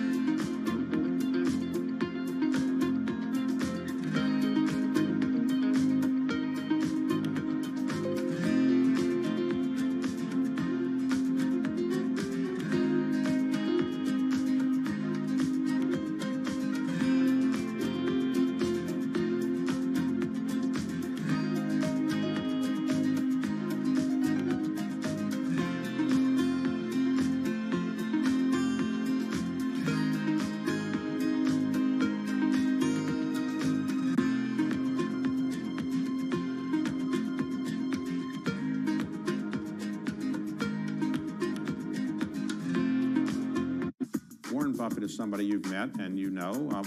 What does he tell you about investing? He tells you to just do what he does, or what does he tell you? Pretty much. I mean, one of the things we have this great connection about the love for baseball, and the reason why Warren and I got to know each other is he insured my contract, the 252. I reached out to him and I said, Warren, now that we're business partners, maybe I can come see you in Omaha. I thought I would never get an email back. And Debbie, who's been with him for over 40 years, wrote back and said, how's October? I said, I'll be there because we're not going to the playoffs. And that led a series of 5 or 6 years where I go back to Omaha. And he said, Alex, you always want to be a gentleman. You want to be a great baseball player. And then the 2 rules of investing are, 1, never lose money. And number 2, don't forget rule number 1.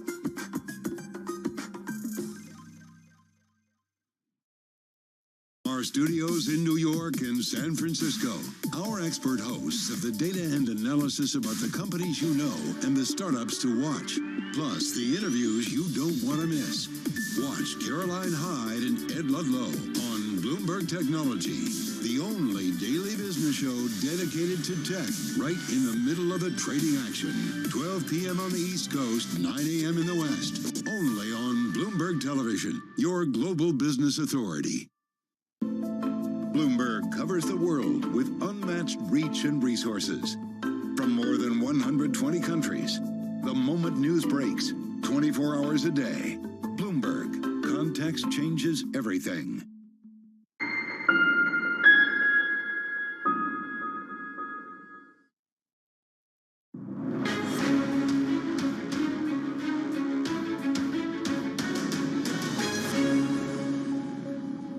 Israel and Hamas have agreed to extend a pause in fighting for 2 more days. Now, the halt was originally due to end today, but will now last until Thursday morning local time.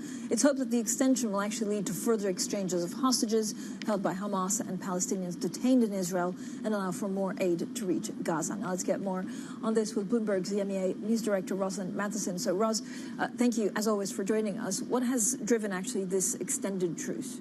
Well, certainly there's been pressure on both Israel and Hamas to extend the truce from the US, from many other countries concerned about the humanitarian situation inside Gaza, and also the priority to get these hostages back out of Gaza as soon as possible. And so very much a concerted effort on that front. And what we did see is the truce actually held for those 4 days, and prisoners were in fact exchanged from Israel back to Gaza, and of course the hostages back to Israel. So it does seem to have had some success. The idea is like, let's give it a bit more air to breathe. 2 more days can mean some more hostages can come out, some more aid can go in, everybody gets a chance to collect themselves, including the civilians inside Gaza, but also it can give Hamas a chance to regroup itself potentially, and same with the Israeli forces. So it was probably seen as a benefit really for both sides to be doing this. So how bad is the current humanitarian situation? Well, we know it remains very difficult, even with that aid going in. Of course, we're talking about medicine and so on coming into the people of Gaza, but large parts of Gaza are still cut off. And if the aid comes in through these trucks, through the Rafah crossing, which is at the bottom near Egypt, that travelling up to the northern parts of Gaza is pretty much impossible, because Israel is really saying we don't want anything going into the northern areas of Gaza itself. So we know the humanitarian situation remains very dire.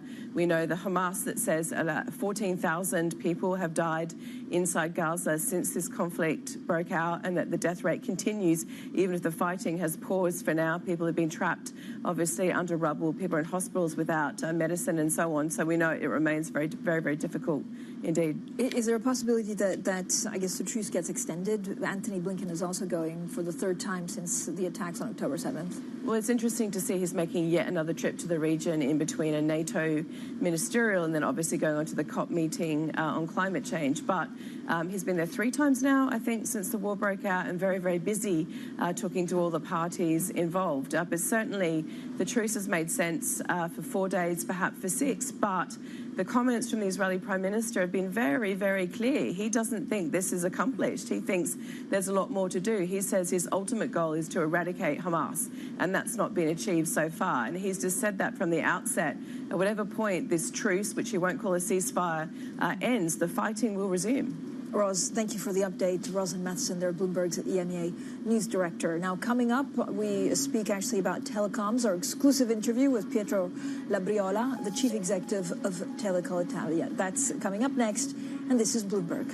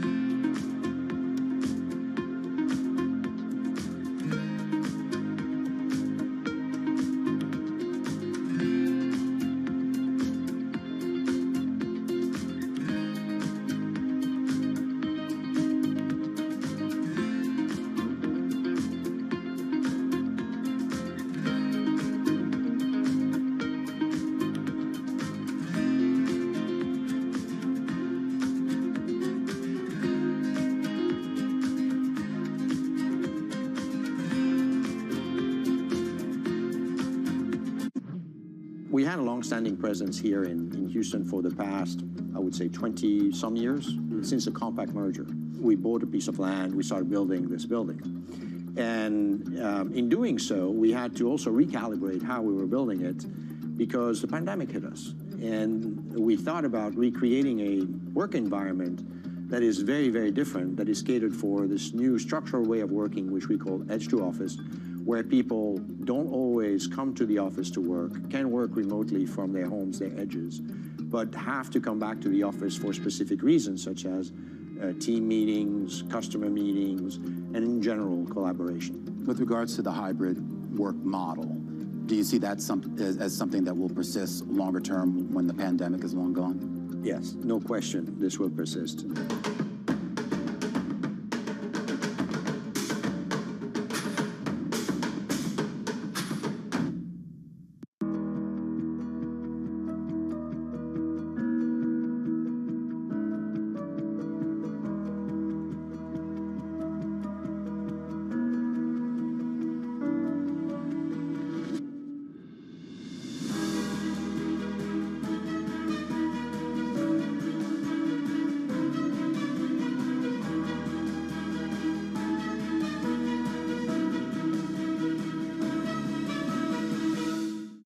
Good morning. This is Bloomberg Surveillance on TV and radio. Welcome to Bloomberg Markets. China open. Good morning, everyone, and welcome to the Pulse.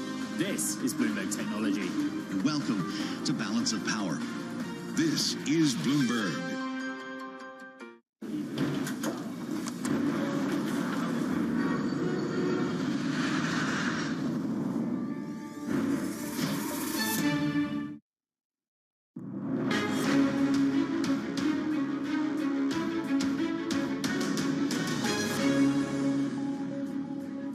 The U.S. dollar falls for a fourth day, heading for its worst month in a year.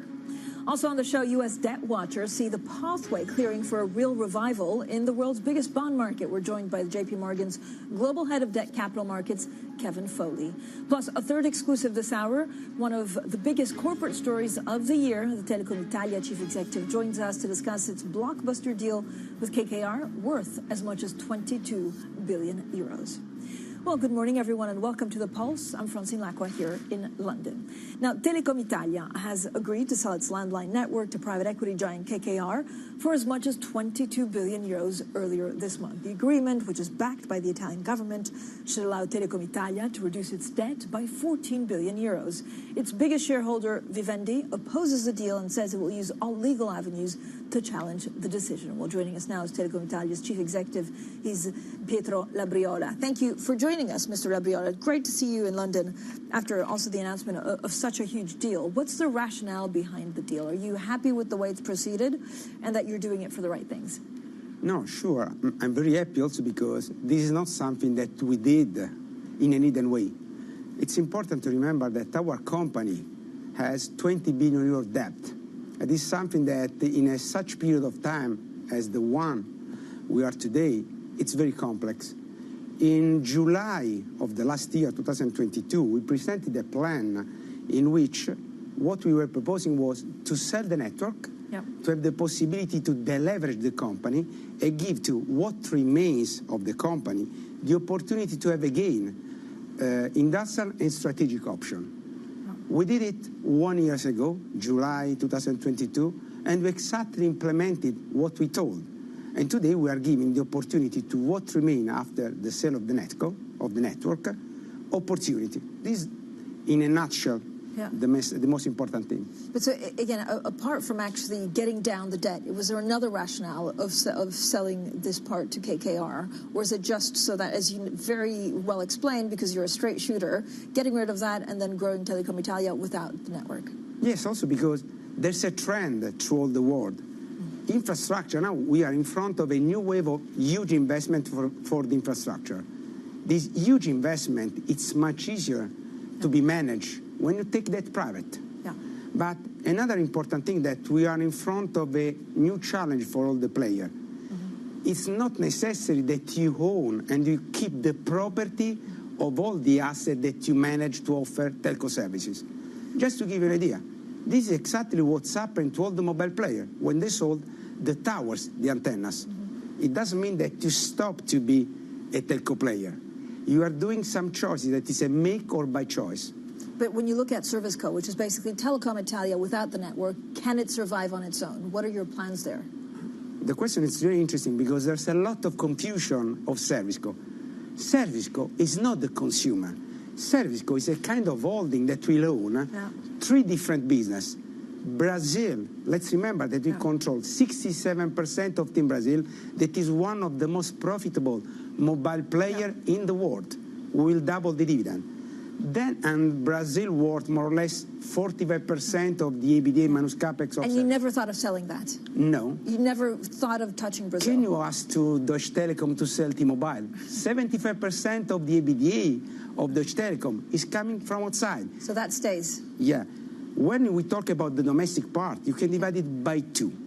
On one side, what we call enterprise co is the telco player that will sell and offer connectivity, cloud, and cybersecurity to the large enterprises of the country and to the public administration. We won the bid to offer cloud to the public administration for the next 13 years, jointly with Cassa Depositi e Prestiti, Leonardo, and Sogei. And this worth more or less 20-25% of the EBITDA minus capex. And then we have the consumer. The consumer is for sure the toughest part of this holding or portfolio of activity. But this is not an Italian case, it's an European case. Please confirm me. You can confirm me. Do you know any European country where manage the consumer telco business is profitable today? It's quite complex. Everybody are talking about the need for a market consolidation through all Europe. And so consumer is for sure the toughest part we have to manage. But it's a portfolio of well-weighted and equilibrated businesses. Pietro, what's your relationship like with Vivendi at the moment? Can you convince them not to take legal action? I'm continuing to tell to everybody that in this moment of the company, more than ever, it's important the dialogue between all the stakeholders, not only shareholders. I'm always disposed with Vivendi, and I always been in touch with Vivendi, try to understand always if there is an alternative to our plan. I don't think to be the most clever guy of the world. So if there's someone with a better idea, I was always been ready to follow that. But in the last couple of years, we have dismantled and rebuild the company several times to try to understand which could be the better combination for the future. But are they softening? Are they softening, or do you think they'll still go full legal suit? I don't know, but again, this is in their hands. But what is important to remember that Vivendi was in the board in July 2022 when we approved this plan. So perhaps something has changed, but again, I don't see any alternative plan for the company. So when do you think the sale, or how confident are you that the sale of NetCo will happen in the first half of next year?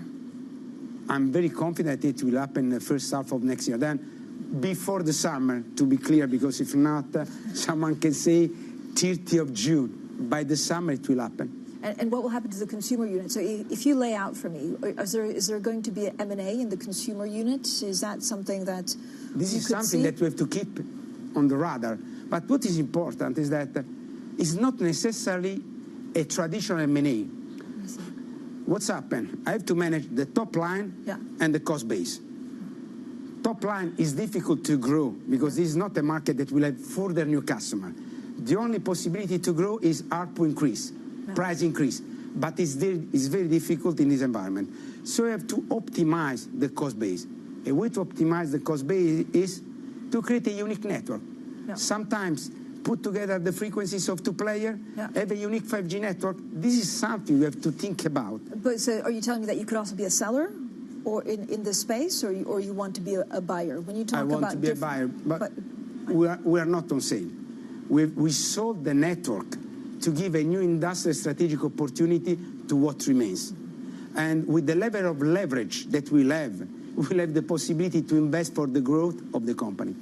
Can you also update us on the single network? So is it likely or not to happen, this merger between Telecom Italia network and the open fiber? I'm quite sure that it will happen, but it's not on my responsibility. But I think that also the Italian government was very vocal, saying that they would like to have a unique grid in Italy. So I think that this is something that will happen and makes a lot of sense. Makes no sense to build two complete separate FTTH networks. There's no return on investment. And this will how quickly can this happen? And again, I mean, you love telecoms. I've spoken to you many times. I mean, this is like your passion to understand where you see Europe going and the place of Italy in it. What would be the biggest change in the next 5 years in how these are operated and put together? I think that, first of all, we'll have one FTTH network, and it will have also a more rational return on investment. We have to continue to attract investment from abroad. If you have no return on investment, if you look at Macquarie and KKR, which is the advertising campaign that we are doing to our country if they will have no return on investment on infrastructure? So this is really important. And then I don't think that it's only a matter of Italy, but in Europe. We talk about digitalization of Europe. Without infrastructure, we'll have no digitalization. And to have infrastructure, we have to guarantee the right investment. We are too many players in Europe, more than 100 players. Makes no sense. If I may, look at Brazil.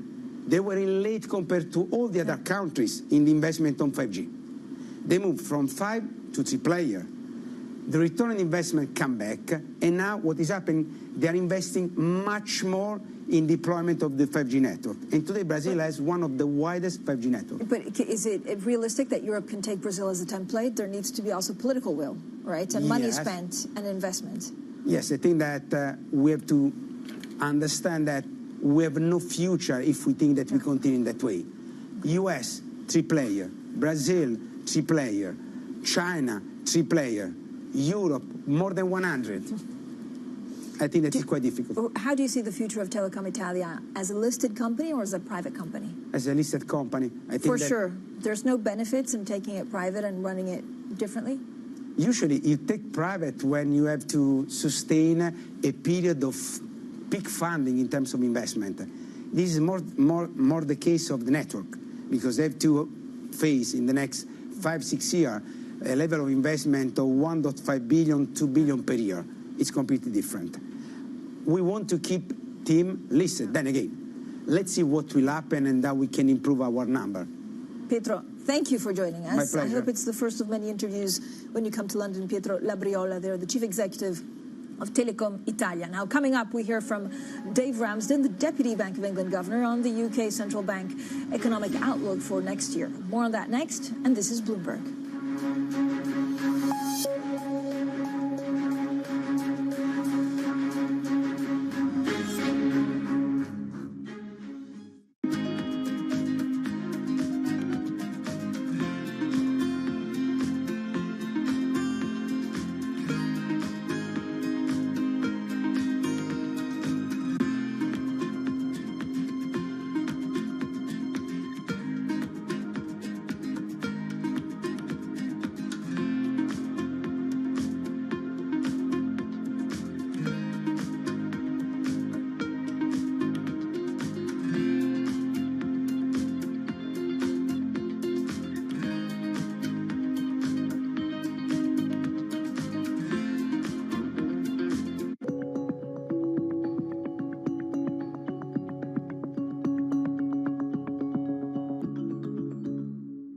I used to have a data point I used to share that 75% of the people had never heard a phone ringing. Just think about it. I didn't say had never used a phone. They'd never heard it ringing. Today, 75% of the African people have a mobile phone. They use one. Okay? And we will do the same with the internet in the next 5 years. You know, we will do it as an industry, as entrepreneurs. All we need is the space, and we need investment support, because we are the best investment cases for this in the world.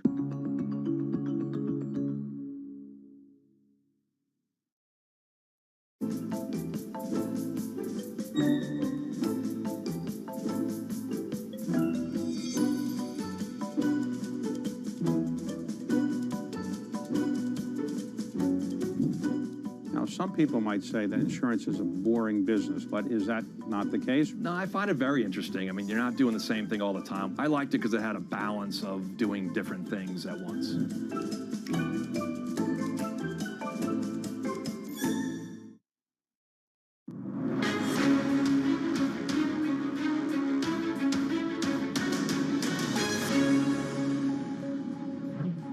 what we've seen so far this year in terms of growth is actually more resilience than we were expecting. So there was positive growth in the first half of the year, but we've seen zero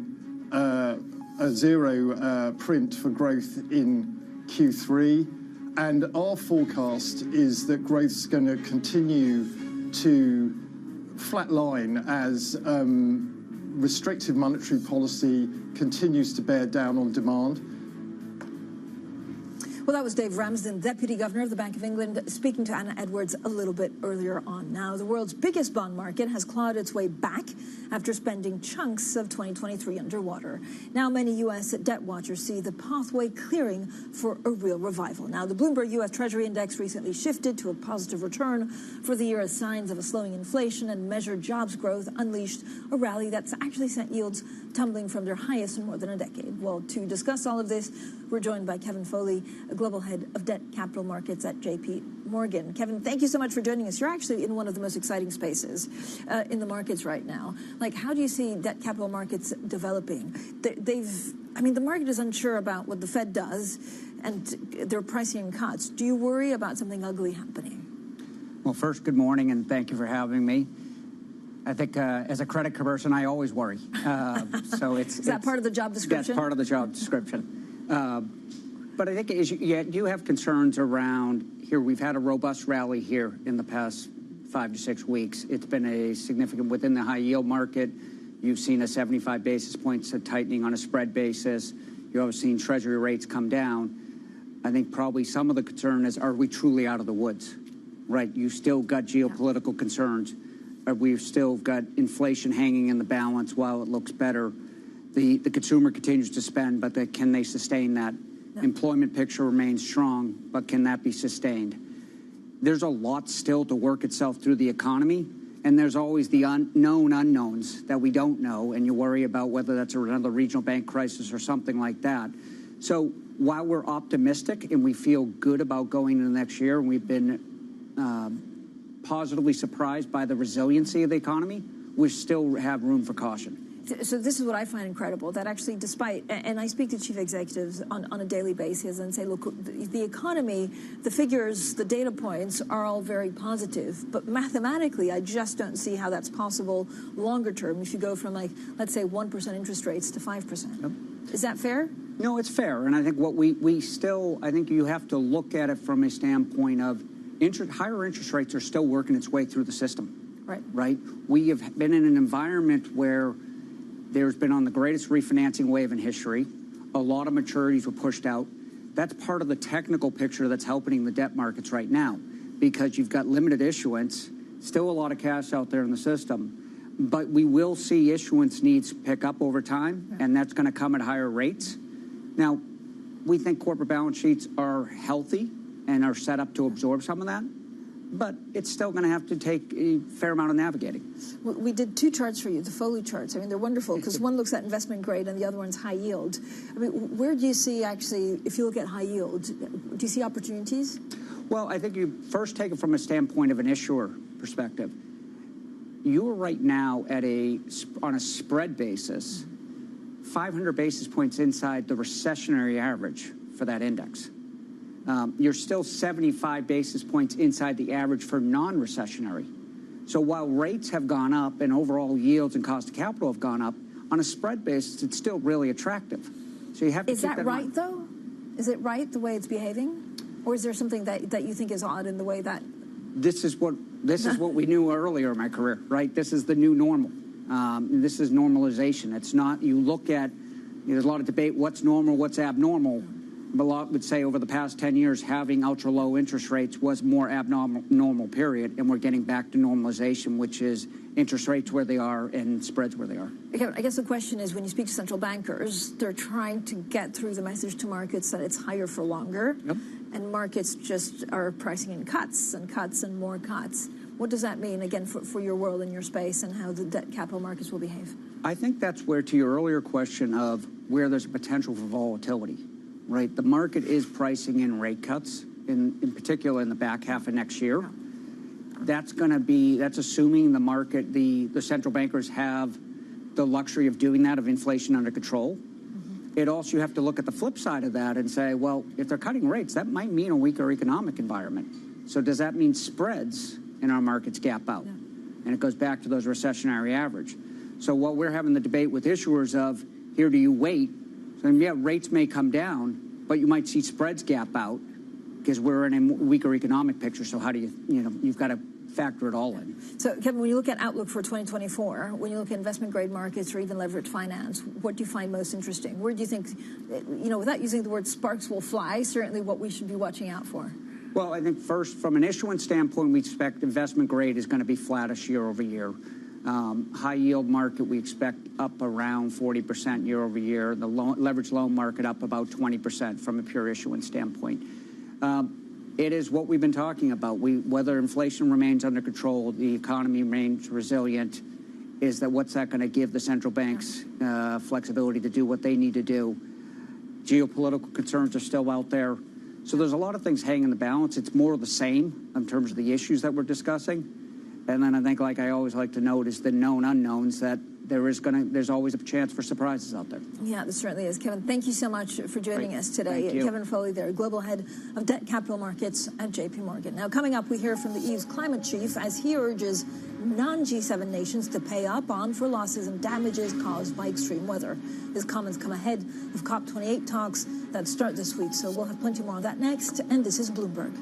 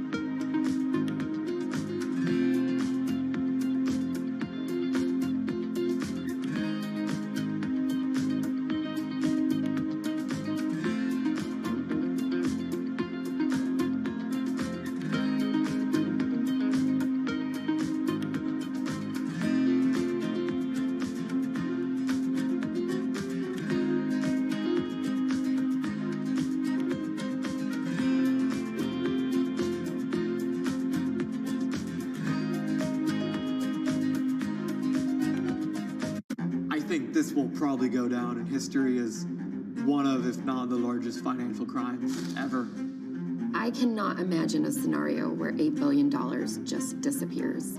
Bankman-Fried has pled not guilty to multiple fraud charges. Sam was just too important in the crypto community. When someone says, I'm going to give $1 billion in the next 2 years, that catches everybody's attention. As time went on, their ideas got weirder and weirder. I don't think he even had almost a conception at some points that it was wrong or right. I think he just had the mentality that he has to win. This committee will not stop until we uncover the full truth behind the collapse of FTX. Sue, Mark. Are you in? I'm in. I'm in. We're in. Will this be the last of its kind? No. This is the nature of capitalism. Get over it.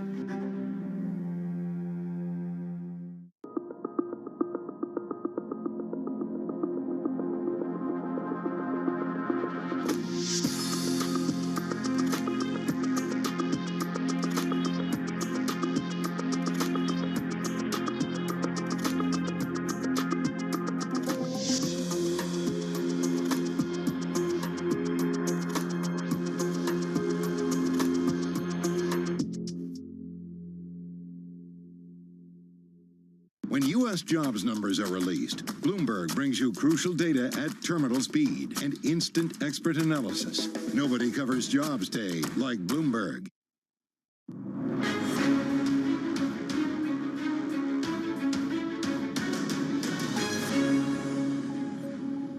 Well, the European Union's climate chief, Wopke Hoekstra, says that countries outside the G7 need to pay up for loss and damages caused by extreme weather.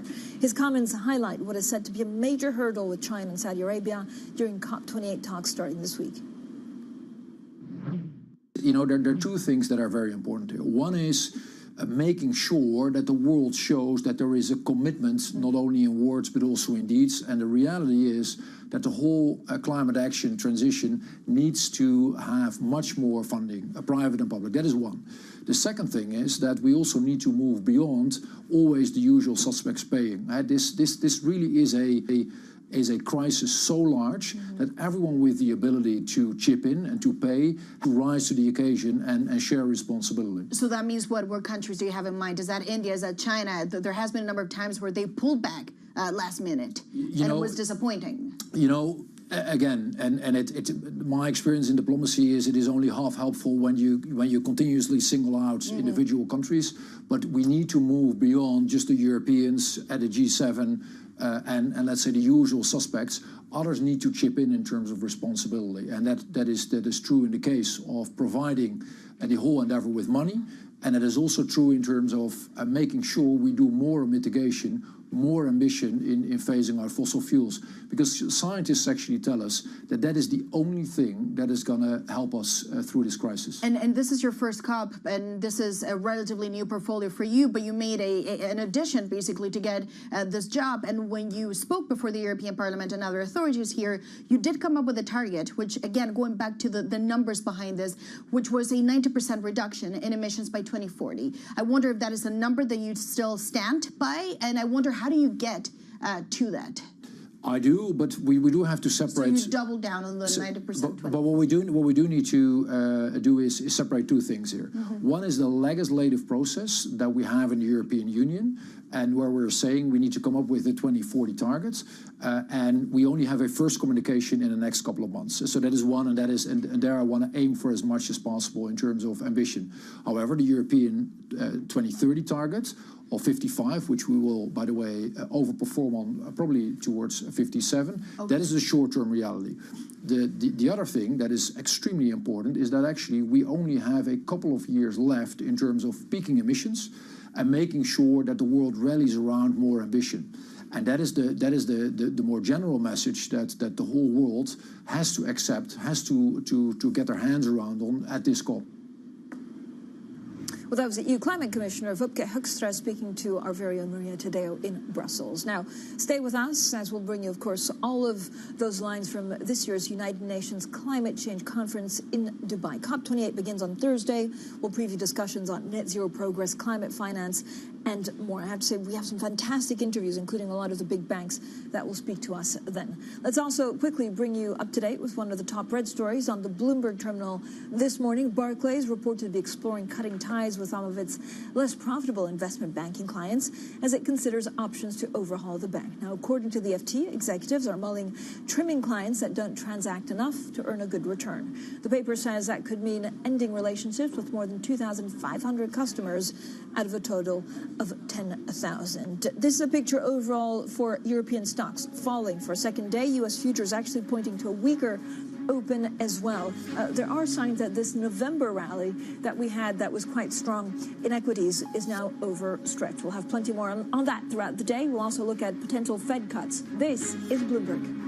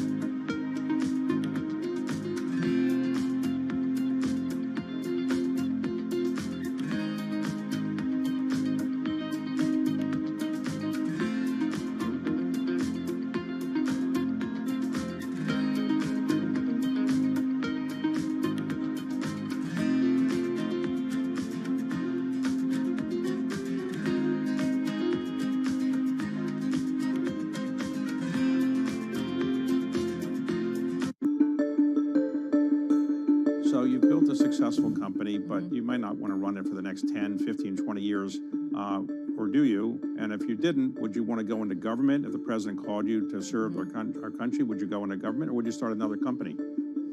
I love what I do.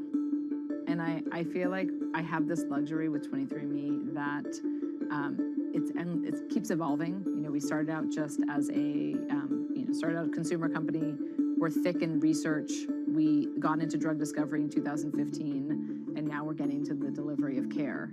So I've been really lucky with 23andMe that it's been endlessly interesting. And I'm surrounded by incredibly talented, brilliant individuals where I learn from them. And what I always advise people to do is, like, you should take jobs where you're learning. And if you stop learning in a job, then you should quit. And, like, frankly, when people leave 23andMe, like I say, if you're not learning anymore, you should move on. So I'm 100% committed to 23andMe. That said, my other passion is other direct-to-consumer. Like, I want to build out a true consumer-empowered healthcare world, like one that is outside of the existing system. And there's no greater force than government.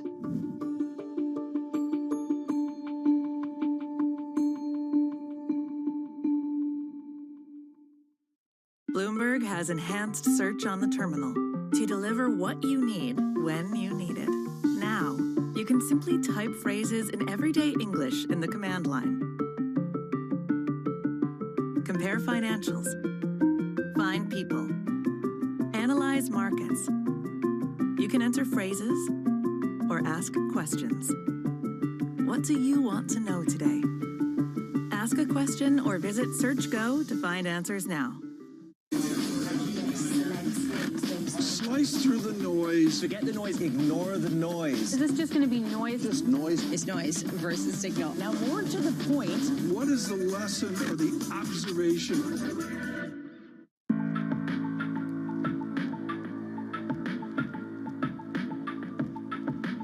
This is Bloomberg.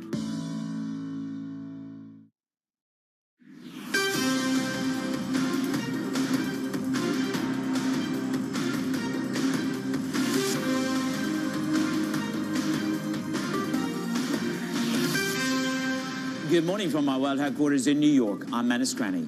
And from our studios in London, I'm Danny Berger. Welcome to Bloomberg Brief. Let's set your agenda. Barclays is reportedly exploring a plan to drop thousands of investment banking clients as its management team looks to boost profitability.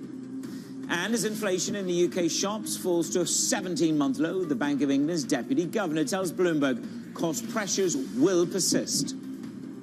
UK inflation is becoming much more homegrown, and we think that that inflation is going to be really challenging to squeeze out of the system.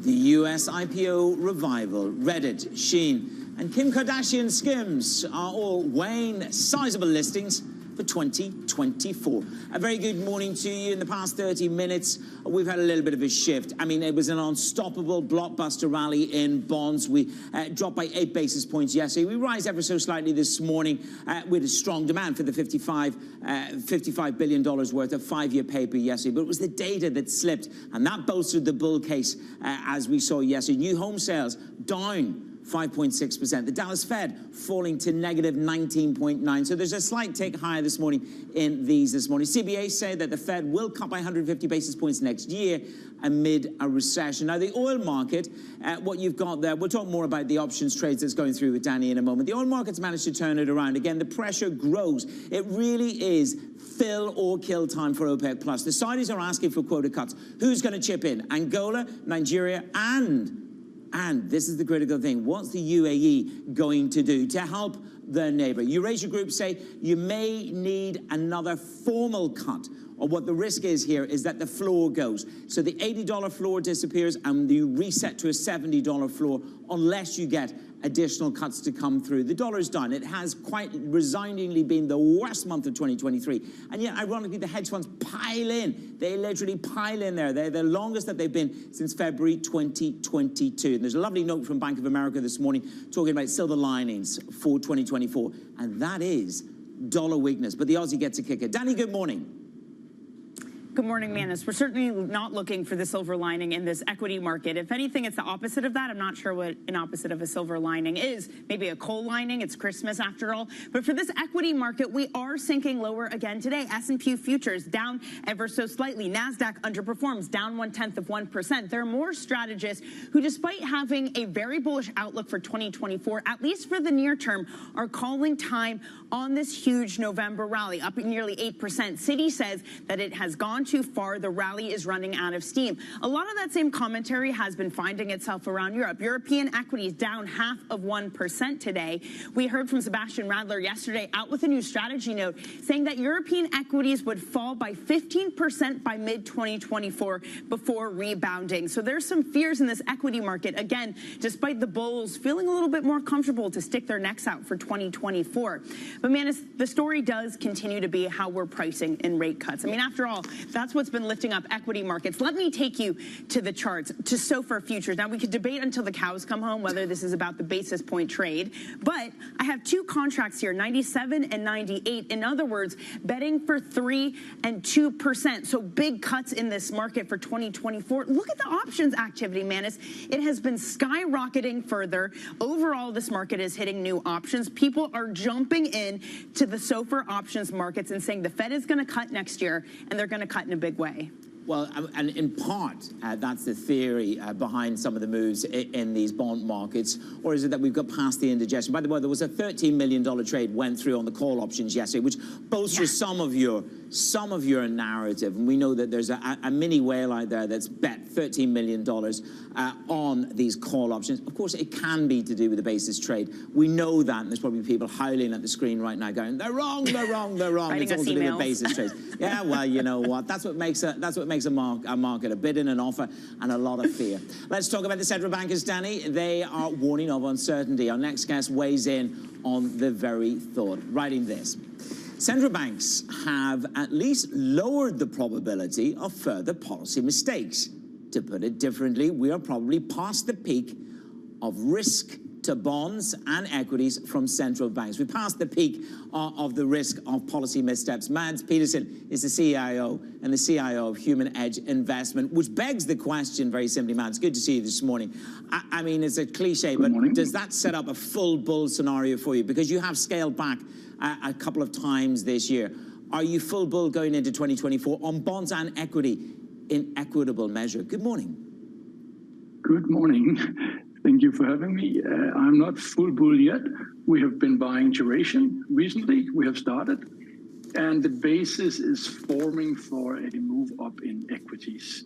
The primary, as you correctly quoted me, even though my name was not spelled right on the slide, the base case is that the central banks will be cutting next year. We don't need them to cut much. We just need them to not make too many mistakes. And then the real case for equities can be built. So I expect to be moving back into equity markets. If we have a big Fed meeting coming up, if we don't have any mistakes, we moved from 100% equities to 60, and we could be back in a much higher equity case in January. So we're looking at the case, and it's forming.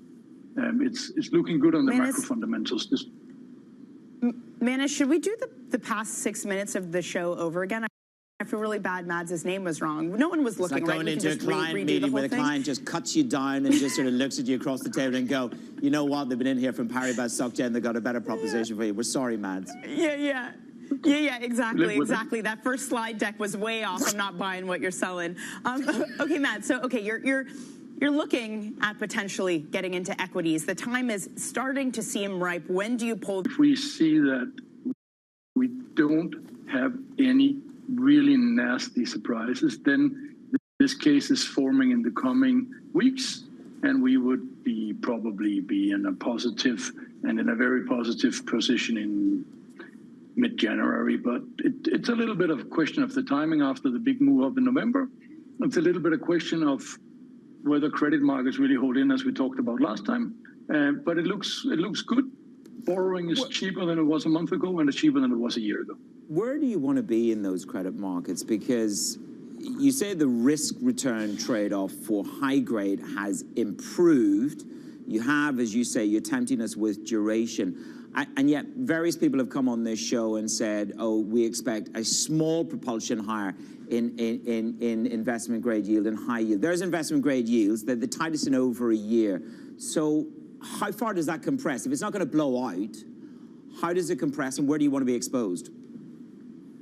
I don't want to hold any of that. I want to hold high yield. I want to hold European high yield. I want to hold US high yield. And I want to hold government bond duration. Investment grade, that's a nice funding, and the investment grade market is extremely important, but that's not where the juice is. So we're going to, for the few government bonds we hold, if we buy more equities, we're going to lengthen the duration that we're doing. We're going to be buying, for example, in Europe, you can get high yields which are yielding 7.5%. You can have an index composition which is around 70-80% double B. That's attractive for us.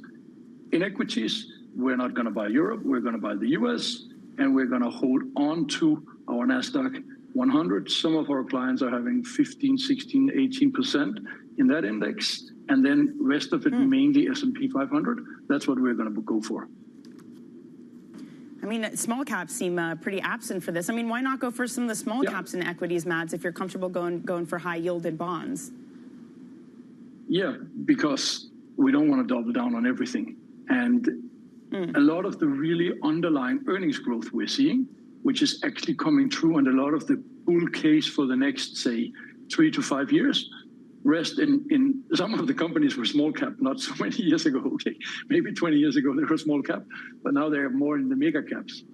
And we still have the risk that there could be we could actually be in a funny way passing through a recession, maybe now, maybe first quarter, which the market skates through. But if that is coming to a bigger focus, then the small cap could be very vulnerable. So we feel more safe in having the S&P and the NASDAQ than with the small cap.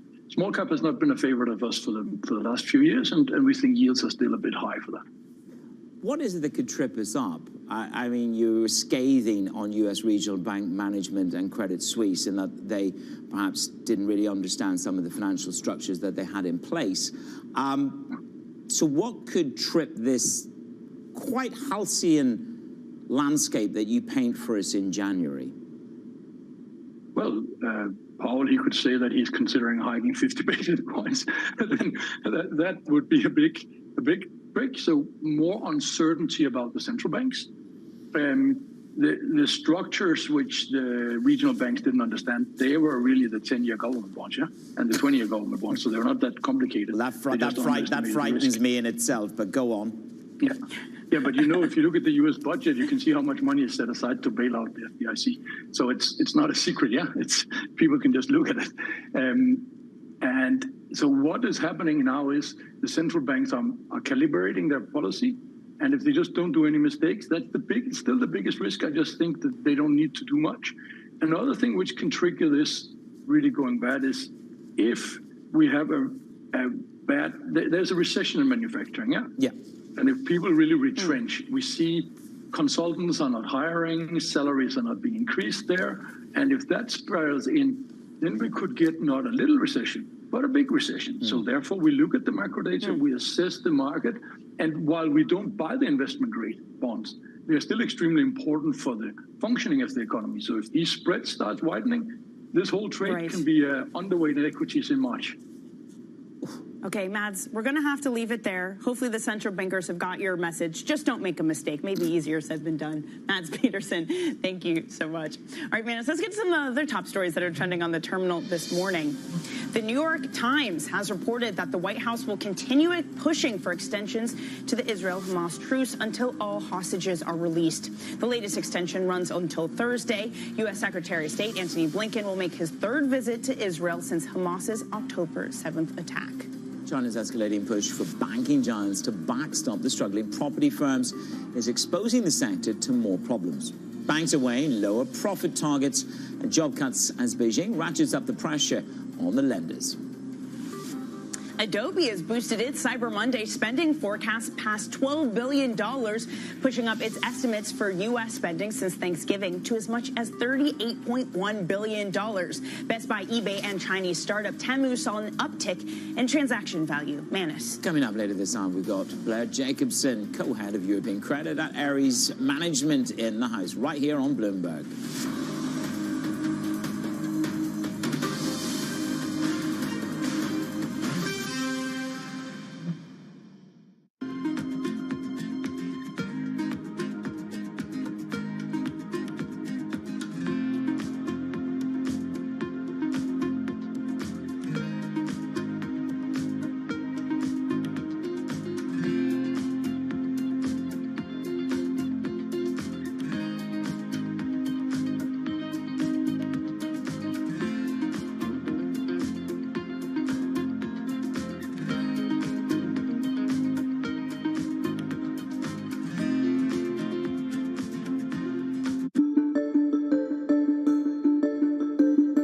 There's much oil to be found in the lower 48 at this point, or even in, let's say, Alaska as well, where mostly we know where all the oil is, and there's no more big Permian Basin kind of deposits anywhere?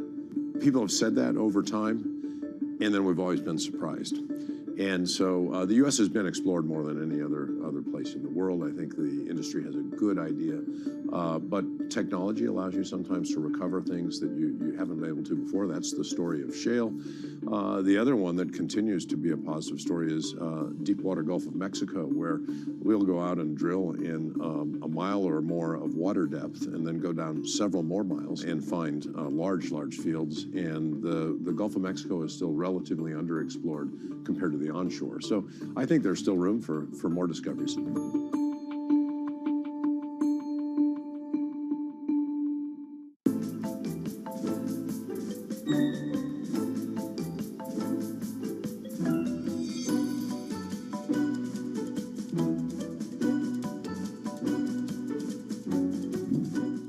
Some people might say that insurance is a boring business, but is that not the case? No, I find it very interesting. I mean, you're not doing the same thing all the time. I liked it because it had a balance of doing different things at once.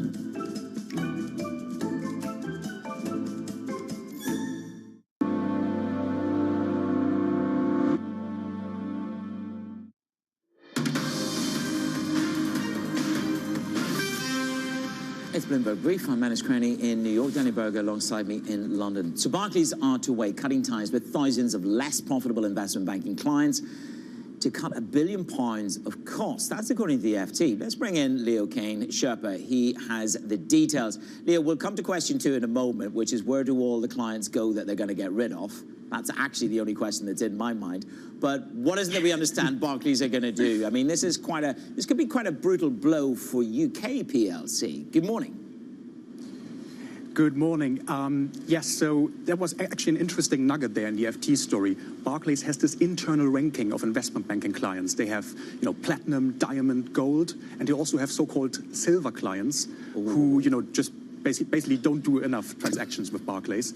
And now, according to the FT, they're considering dropping potentially 2,500 of those clients. Barclays has over 10,000 in total. And of course, the move is to free up capital.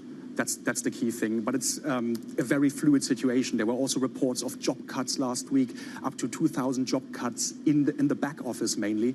And it's quite unclear just yet what will actually happen. I'm sure ranking clients isn't that unusual, but for some reason it reminds me it's like Mean Girls Burn Book for banking or something like that. To Manus's point, I mean, what sort of viable alternatives are there for clients to shop around at banks right now if they're getting the axe from Barclays? So to be fair, my first thought was Deutsche Numis. Remember, Deutsche Bank has bought Numis earlier this year to gain an edge in the UK investment banking space. So they could see a windfall, but I think their cap is sort of 500 mil in market cap for Numis. And I guess, one of the usual suspects, UBS, could have a bit of a windfall there.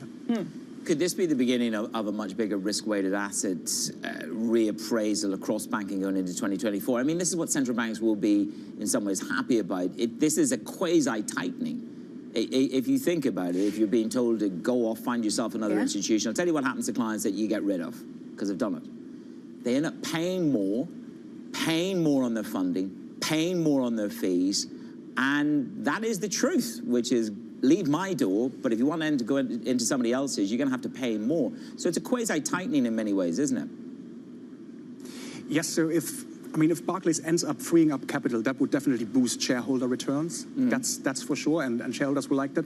It's the question, though, because C.S. Venkatakrishnan, the CEO of Barclays, of course, comes from the investment bank, and it's not clear if he's really pushing for those big cuts that are probably required. So it's definitely interesting to see how he will strike that balance of, freeing up capital, but also not cutting too much.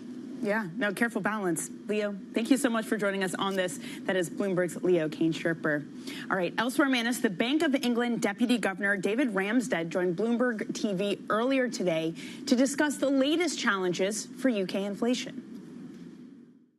Inflation is less than half what it was a year ago, but that's being driven down by a bigger fall in the energy component than we were expecting. But meanwhile, services, which makes up 45% of the consumer basket that makes up the CPI inflation number, that's actually much stickier and higher than we were expecting at 6.6%. And so that's really a sign that UK inflation is becoming much more homegrown. And we think that that inflation is going to be really challenging to squeeze out of the system. It's driven by wages, where wage growth remains above 7%. The service sector in the UK is very labour intensive. So, these factors are what's leading to us think that inflation is going to stay stubbornly high through next year. Okay, I know everybody's trying to work out how long that period is, of course. You've said today that it'll take 2 years to get inflation back down to target. And you're part of a number of sort of hawkish messages, relatively hawkish messages, I suppose, versus the market that we're hearing from the Bank of England. Is that a concerted communication effort? Do you think that the market is overly pricing in rate cuts for next year? I can't speak for whether it's a concerted communication effort. Certainly from the perspective of the Monetary Policy Committee, we do want to emphasise that based on where we see the economy going as of now, based on our current forecasts, we think that monetary policy is going to have to stay restrictive for an extended period. We've had bank rate now at 5.25% since our August meeting. We'll be able to return to the decision in December. Again, another message from the Bank of England there, the Deputy Governor David Ramsden speaking to Anna on the sidelines of the Hong Kong Monetary Authority conference. A quick snapshot of where the bond markets are. We just saw US yields tick ever so slightly higher. However, you are looking at German yields down 1 basis point. You're hardly calling a dramatic move here. We're going to hear from Waller and Bowman a little bit later on in the day in the United States of America. More from Lagarde through the week, right here on Bloomberg.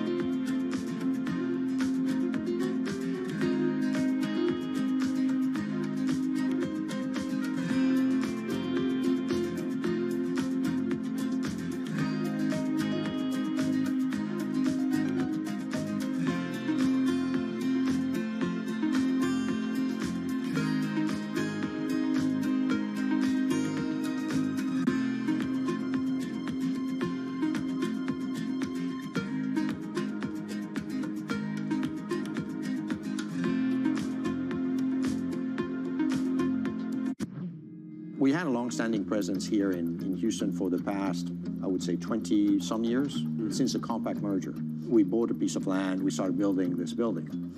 And in doing so, we had to also recalibrate how we were building it because the pandemic hit us. And we thought about recreating a work environment that is very, very different, that is catered for this new structural way of working, which we call edge to office, where people don't always come to the office to work, can work remotely from their homes, their edges, but have to come back to the office for specific reasons, such as team meetings, customer meetings, and in general, collaboration. With regards to the hybrid work model, do you see that as something that will persist longer term when the pandemic is long gone? Yes, no question, this will persist.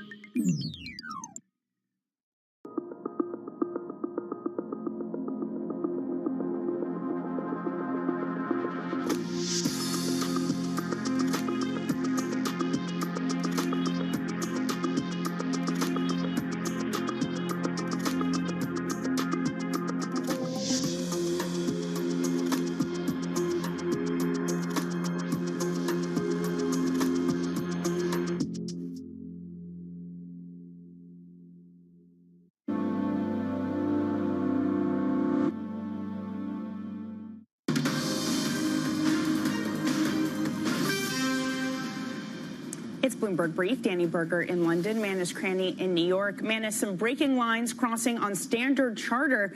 Bloomberg has learned that Standard Charter is searching for its next chair after Jose Vinales. Jose Vinales has been the chair since late 2016. According to the people familiar, he's expected to announce his departure as early as next year. But Manus, they're starting the search now to make sure it's a smooth transition. Yeah, and that's what everybody wants. Everybody likes to sort of hear that there's that succession planning. Bill Winters, by the way, he's been the longest-serving UK bank CEO of a major British bank. He's in there since 2015, so that's continuity on the CEO side. A lot of speculation that Bill might move on. We know Andy Halford, the CFO that you and I spent a lot of time talking to over the years. He's set to go. He's retiring and will be replaced by Diego De Giorgi, and that is next year. We're going to Miami. Yeah, you see, you got me to say we're going to Miami. Who actually sang that? I think it's Will Smith. Thank you. It's welcome to Miami. It's not we're going to Miami, but like whatever. Will Smith would be happy that you're singing. Amazon. It's a remix of his song. It's totally fine. It is. People are probably so confused why we're singing about Miami. Jeff Bezos already heading to Miami, but yeah, Manus, Amazon is following. It wants the warm beaches, the palm trees, and let's be honest, less tax. And they want 50,000 square feet, just to be precise. This is, a pretty important move for Miami. I mean, we heard, of course, one or two, Ken Griffin talking about Miami could become the replacement financial center, challenging New York in 50 years' time. But Amazon looking for 50,000 square feet. And of course, the percentage of available, the facts I read, Danny, the percentage of available space is now below pandemic levels. I love it. It's getting tight in that market.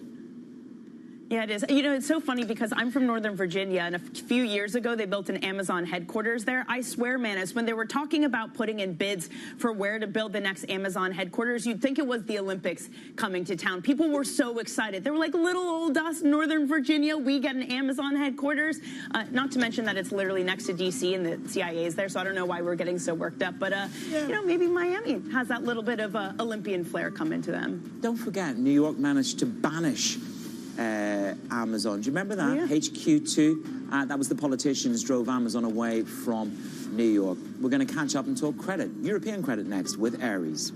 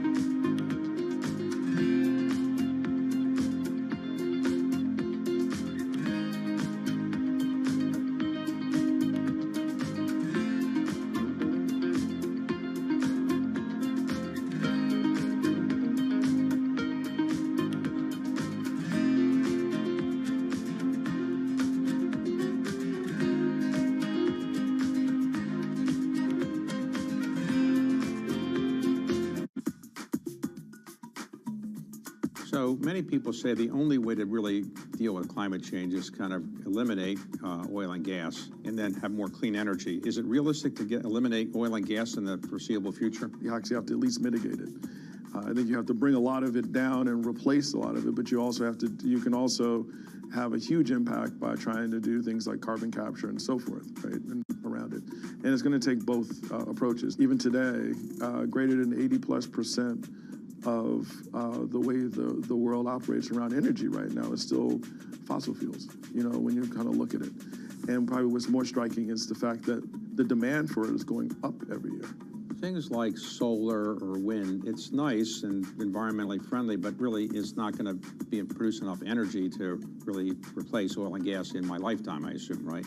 Well, not by itself. So let me just say, solar and wind are critical components. You need, this is going to be sort of a collective effort with a lot of different technologies that are each going to come in and take their piece. What we do at Breakthrough, we look at technologies that could produce half a gigaton, remove half a gigaton of carbon a year. And the way to think about that number is that we have to remove, say, 100 half a gigatons, you know, a year in terms of what we have to replace.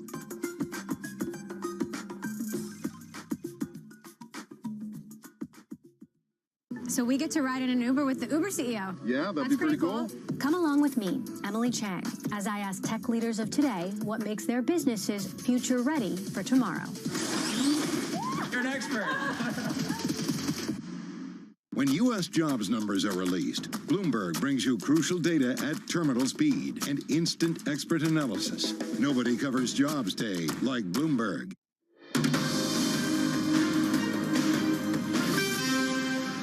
Welcome back to Bloomberg Brief. I'm Menace Cranny in New York. And I'm Danny Berger in London. Here's what you need to know.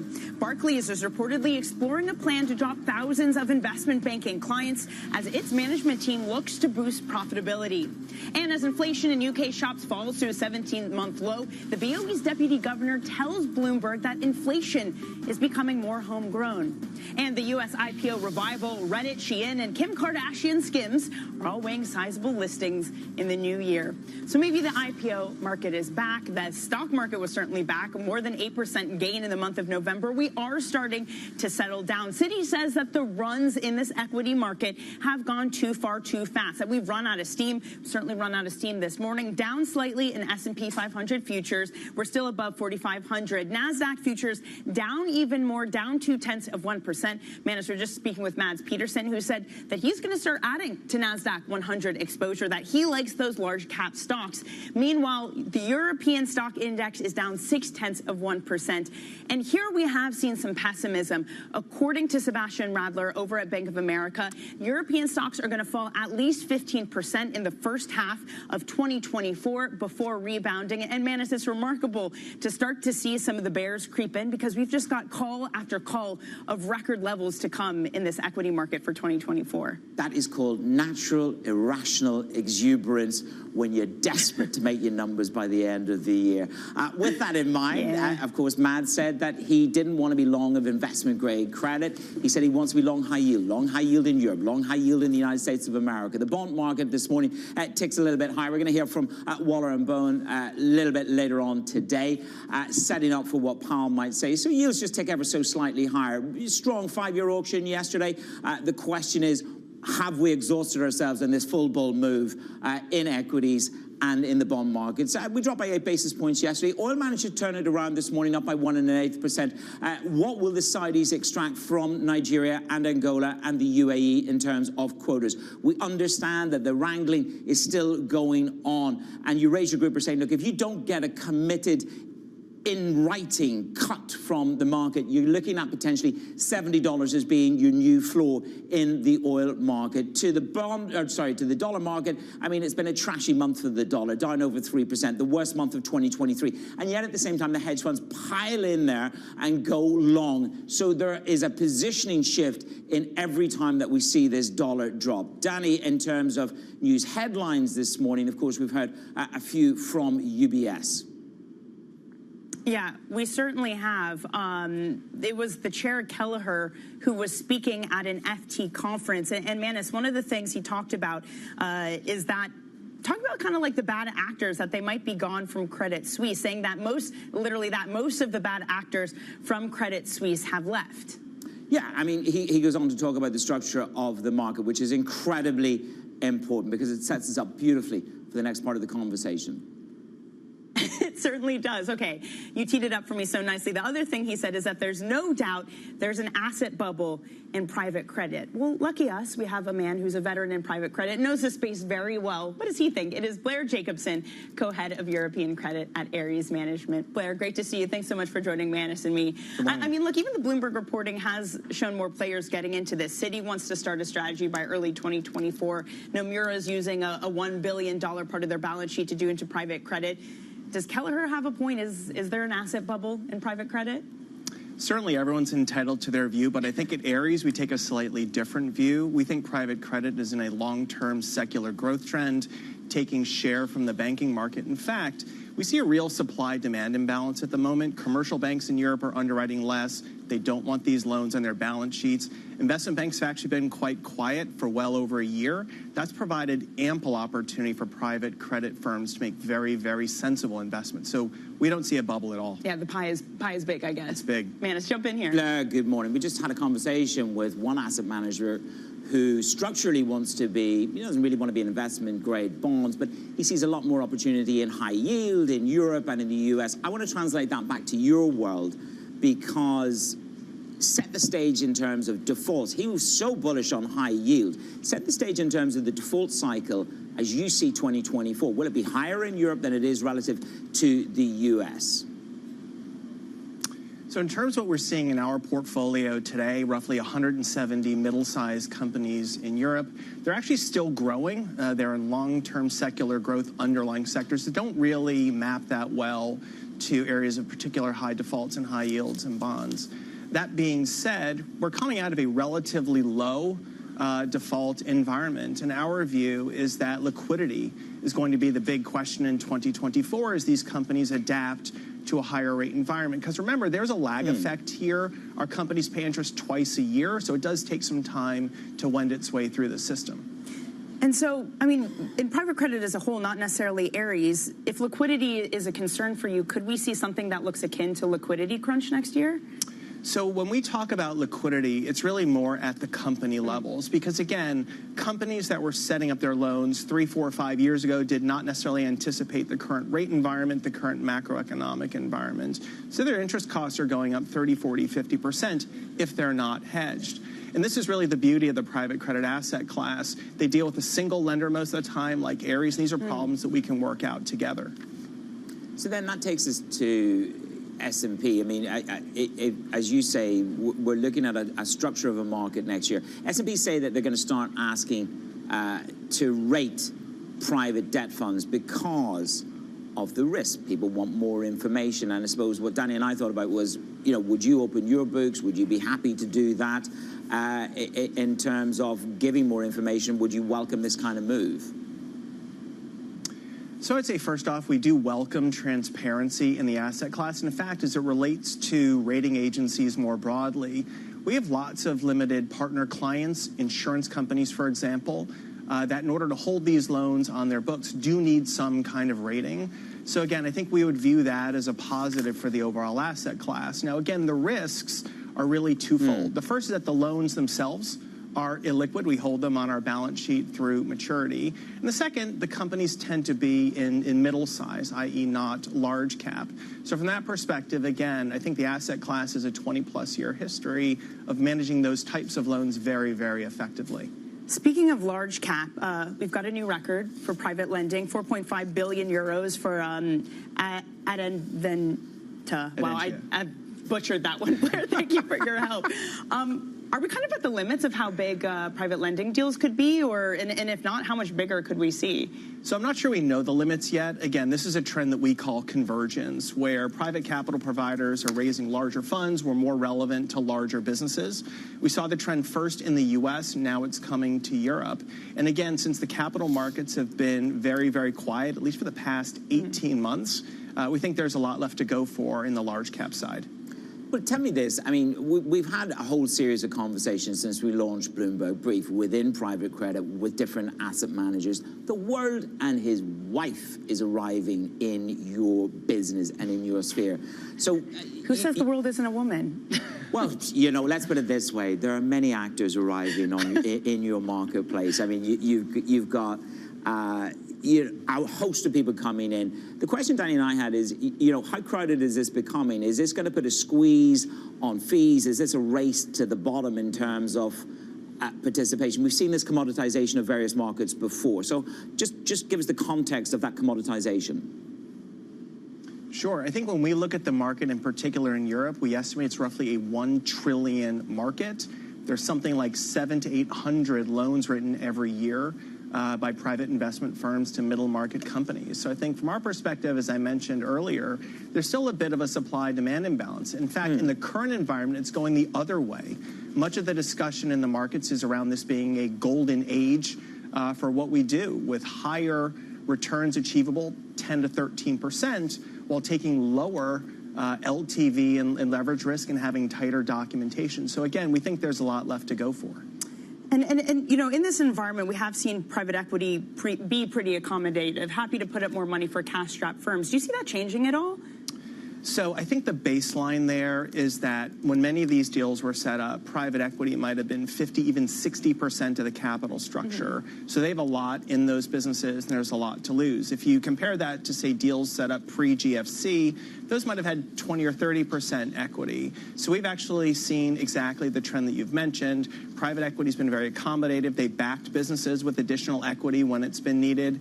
They've divested divisions, for example, to reduce debt burdens. So overall, I think they've been... And that will continue, you think? I think it will. I mean, there are some natural limits because obviously they raise funds, but they're thinking about other ways to get capital into these businesses. We're seeing increased issuance of NAV loans at the fund level. We're seeing companies themselves bring in subordinated capital to help fill the gap. So I do think that this will sort itself out in the mid and long term. We can't let you go without talking about remuneration, because people are going to tune in and they're going to wonder where they're going to make the connection for next year. You've got this cracking Goldman story that they're going to revamp the asset management, giving a little bit more to the teams on the carry. You've got Apollo and Carlyle also saying that they're going to do more. What are you going to do? What is your message at Ares in terms of bumping the payouts to bring in the talent? Do you need to? I think from our perspective, we've always insisted on a significant alignment of interest with our investors who frankly demand it.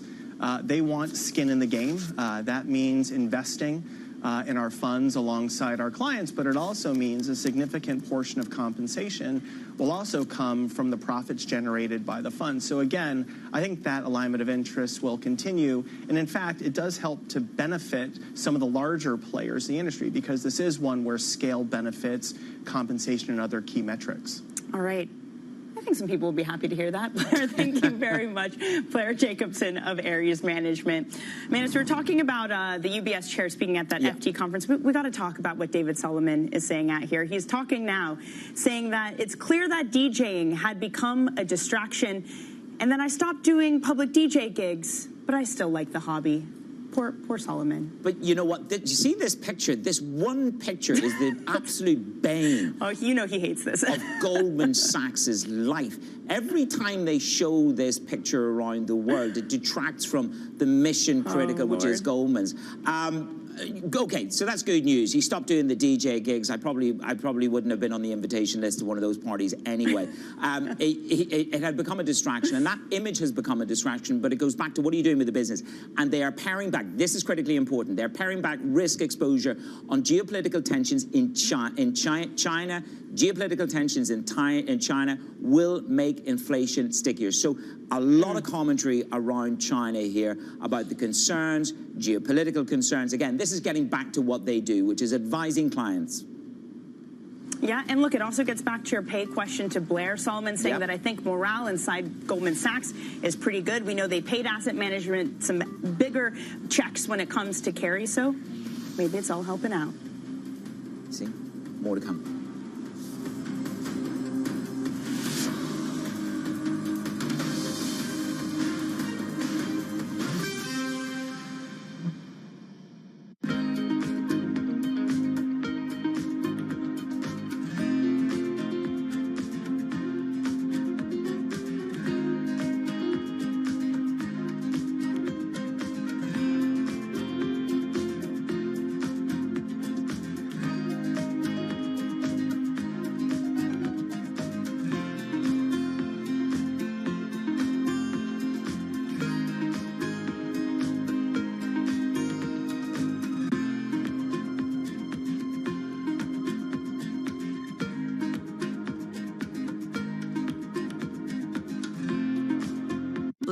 has enhanced search on the terminal to deliver what you need when you need it.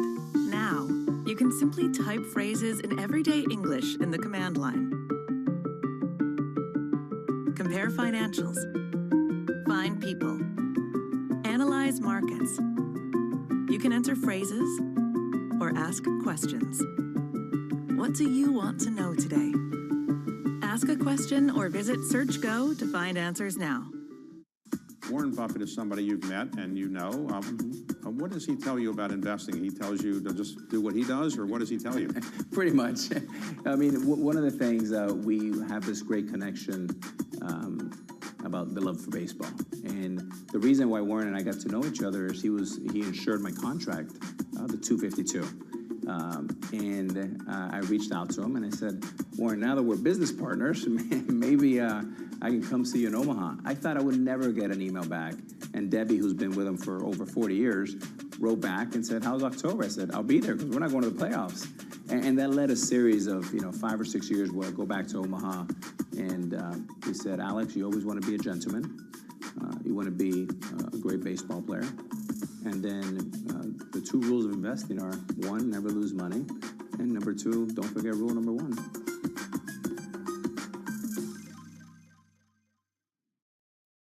This is Daybreak Europe. I'm Kriti Gupta. Let's get to the stories that set your agenda.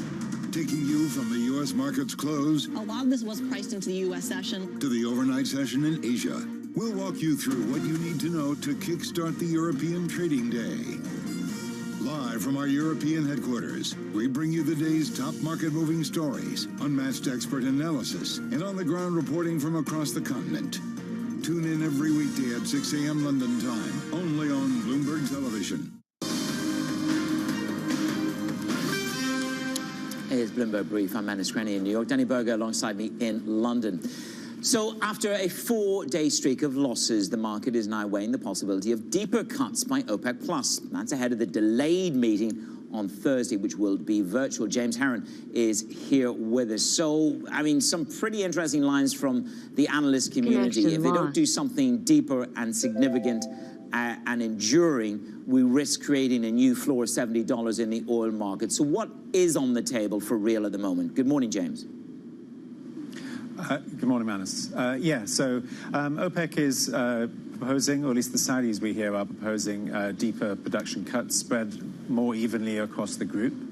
As it stands right now, we don't know if there can be a deal this week because there's objections from a number of other members for various reasons.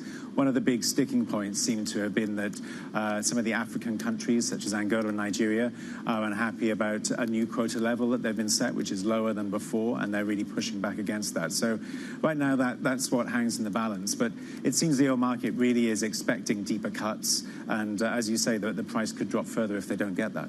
I mean, you mentioned one of the big issues that they need to resolve here before they can reach a deal. Is the bar really high for a deal right now? In other words, does it seem likely that they'll have something to bring us on Thursday?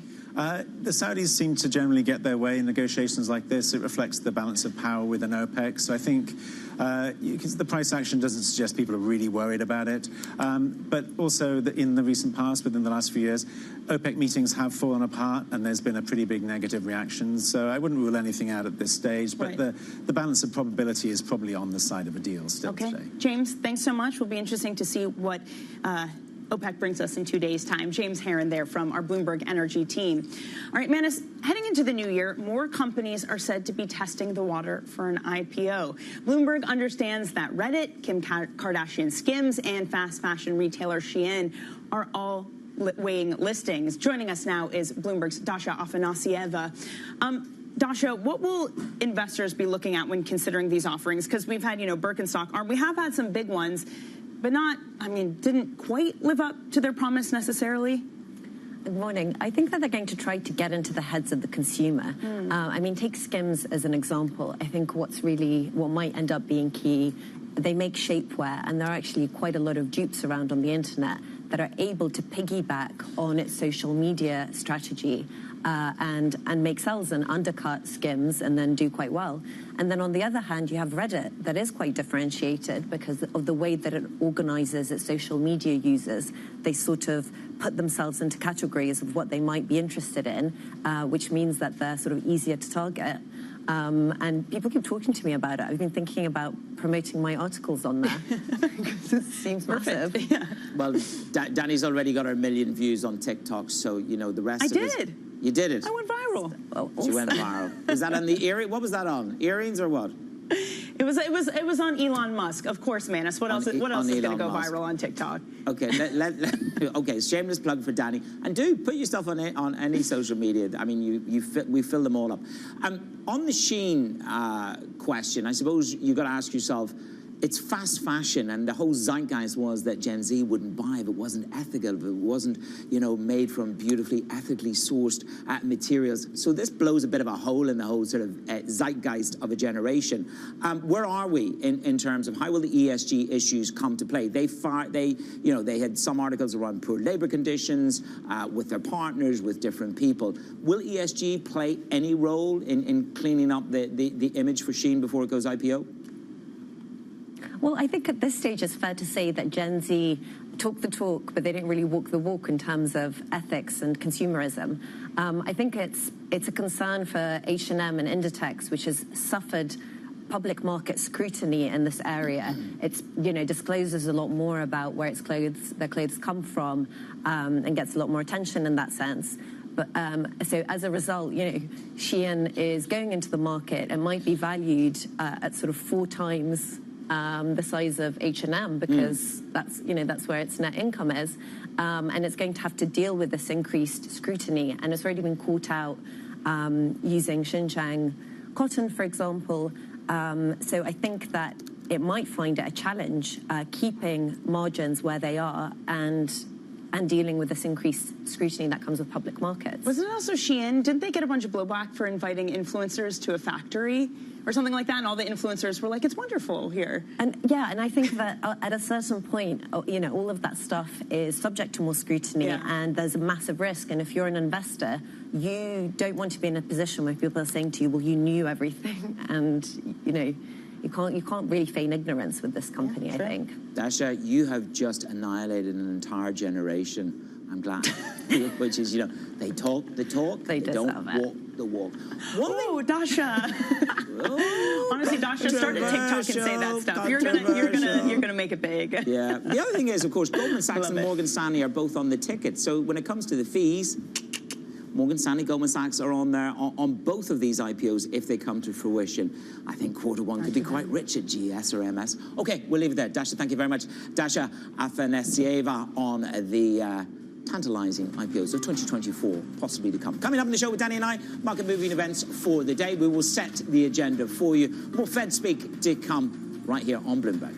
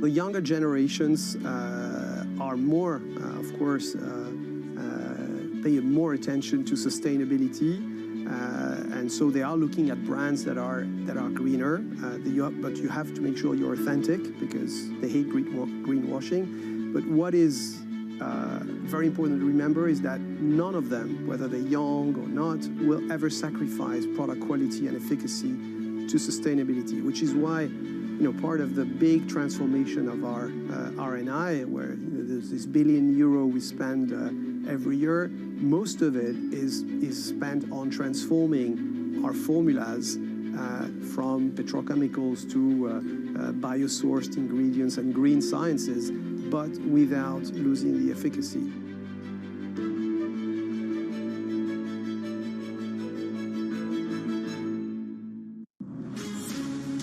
From the beating heart of global finance, economics, and politics, and wherever newsmakers are moving markets, Bloomberg brings you conversations that allow for deep discussions and important insights. How has that shaped your strategy for the bank? Is this a new normal? Is this like a catalyst? Do you think we're in a new phase for dividend policy overall? That's a great question. I'm Francine Lacroix, and this is The Pulse, every weekday at 9 a.m. only on Bloomberg. I think that it's hard to put your head around any narrative. Let's just be honest. We've had sort of a shift in, are we in some sort of stagflation fears moment? People were talking about that all day yesterday.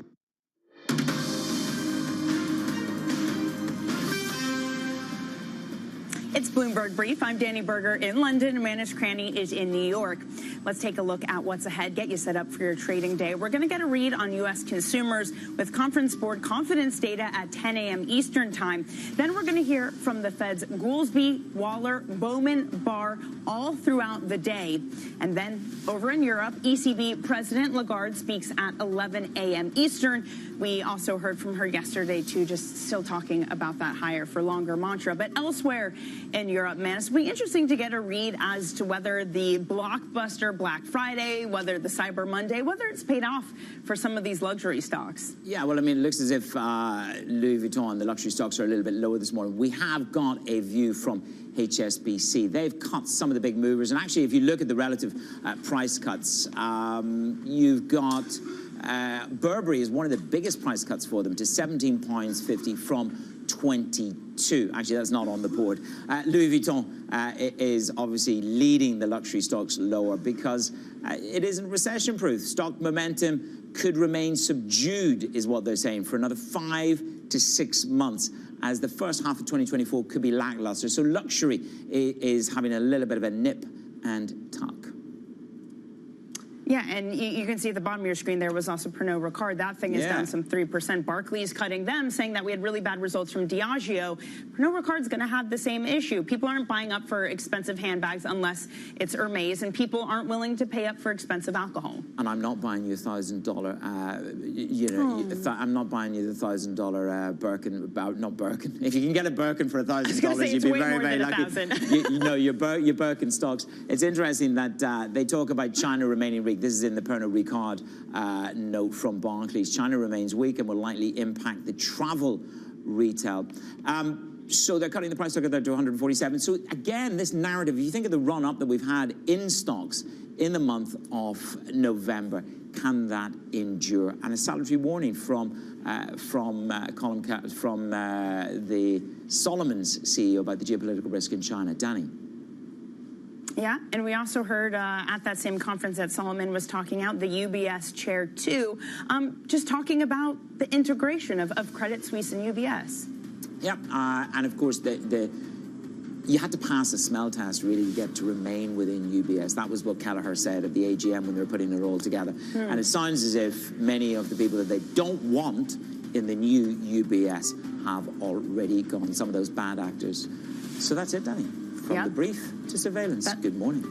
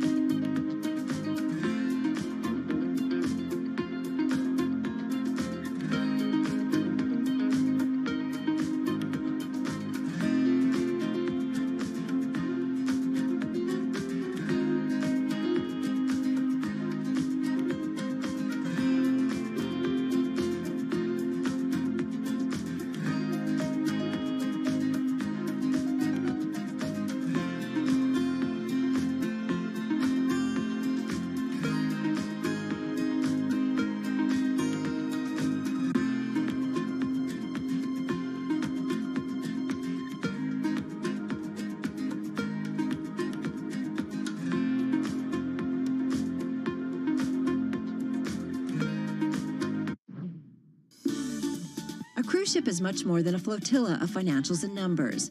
Naftali Holt showed me around the Celebrity Beyond, Royal Caribbean's newest ship, rolling out not the red carpet, instead the magic carpet, an example of investment that's yielding returns in several different ways. Originally, actually, we designed it because we wanted to have a really nice platform for tendering, because sometimes we can't home port So in destinations. functional. Exactly, value functional. And then we looked at it and said, why don't we just make it a really cool feature spot where people can enjoy it beyond the functional space? And we created this bar. It went up and down. Now, what does it take How to about do? the Instagram? Can you speak about that? I can imagine. Instagram moment with the sunset, having a drink with your friends or family. I mean, that's amazing. So what does it take to do something like this? And I'm thinking cost, engineering, time. Yeah, a lot of effort from a lot of people. So it starts from just the design and the conceptual aspect of it. Then we need to figure out a lot of technical factors, the weight, the wind, and so lots and lots of hours of really hard work. And every time we up the game, we see that customer willing to spend more.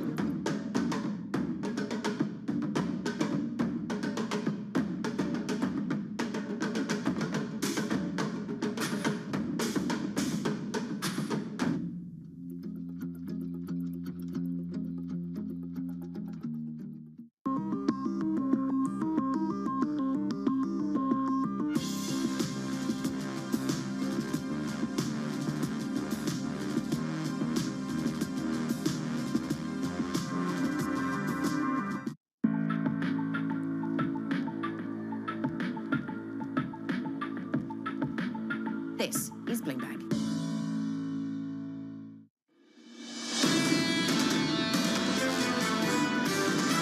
The slowdown is here and it will continue. We still have the worst ahead of us. We can actually see inflation moderate without going into a recession. By the end of December, first weeks in January, that's when we get that uh-oh moment and that we went too far. You have to have a little bit of humility when you look at these forecasts. The market is volatile right now because nobody really knows what to do or what to expect.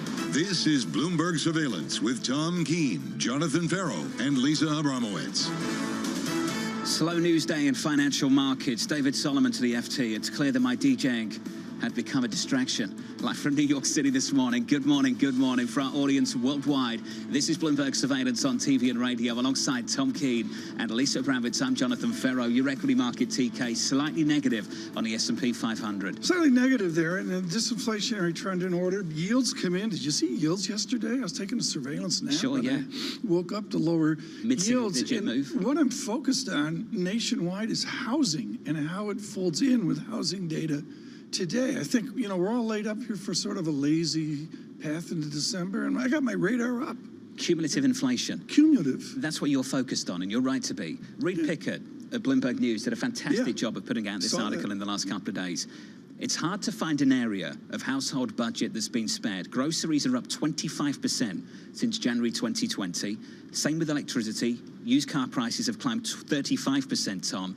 Auto insurance up 33%. Rents, to your point, roughly 20%. That's the reality that a lot of Americans are living right now. The pushback on it is that, well, there's rising wages, there's this, that, and the other thing. And I just think the public doesn't buy it. The public's saying, we don't feel those rising wages, but I'm focused on rents and multifamily folded into today's economic data, and then how that frankly follows over even into the stock market. Lisa, that cumulative inflation of the last 3 years is why so many people, poll after poll, indicating they don't feel good about this economy. It's true. Even if their wages went up almost the same amount, it doesn't matter, because what research has shown is that the prices that you pay are much stickier in your mind than the amount that you're earning, especially because people don't deposit checks anymore. So they just sort of get it direct to deposit their pay. And so they might not see the same kind of wage inflation in real time. I'm just saying theoretically. But the other thing I have to say is you really, it is a slow news day, so you really wanted to talk about the DJing, but you kind of wanted to slip that in so it didn't lead the show. But I think that really is interesting. That, well, it kind of did lead the show. You did lead the show. Comments in an FT conference. Didn't Goldman try and push back against that and say it wasn't a distraction? Yeah. David Solomon's basically saying it had become a distraction. Exactly. But a media distraction. Is that how they'd like to frame it?